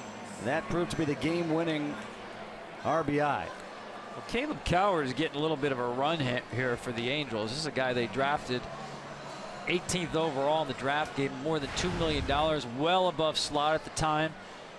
Light tower power coming out of high school. It's taken a little longer, but this run that he's on lately, the quality of his at-bats, first of all, been really good. Today he showed some of that power. Got a fastball and a fastball count and didn't miss it. Very easy sometimes just foul off those pitches. He did the damage, the big blow in the game. A 3-2 ball game, usually that's a pitcher's duel. It wasn't really a pitcher's duel in this game, but this was also a weird night of baseball. 4 ejections, all against the Tigers, and it began in the 3rd inning when Victor Martinez, after the first pitch, had some words for Mike Everett. Then it was a strikeout to Ian Kinsler. Wally Joyner got ejected from the dugout. Then Brad Ausmus came out. He got tossed. In the 6th, J.D. Martinez, he didn't like the call. He said something, and Mike Everett tossed him. 4 people ejected from the Tigers tonight. Just had a weird feeling throughout the entire game. Yeah, it really did. A lot of these ejections seem to be fairly quick, which just reading into it tells me that Mike Everett was hearing some things that are definitely in the no-fly zone that cross the line between arguing a call and saying something more along the lines of something personal, because they did seem to be pretty quick in throwing these guys out of the game. We came into the night thinking about Michael Fulmer, and he got off to a pretty good start, but then he hit Carlos Perez in the 3rd on a 2-2 pitch. The next batter was Cowart, fell behind 3-1, and that seemed to be the turning point in the game, that 2-run shot. Yeah, remember last start for Fulmer had only 4 swings and misses against a good Boston team. Was not on point today either. I think the innings are starting to catch up with him a little bit. Today he really, to me, fought his release point. We saw him several times drop underneath the ball, and his fastball release point wasn't consistent. All right, that is the final score from here, 3-2. The Angels defeat the Tigers. For those of you watching on Fox Sports West and Fox Sports Detroit, we send you back to your regularly scheduled programming, Fox Sports 1, UFC Friday Night Post-Fight Show.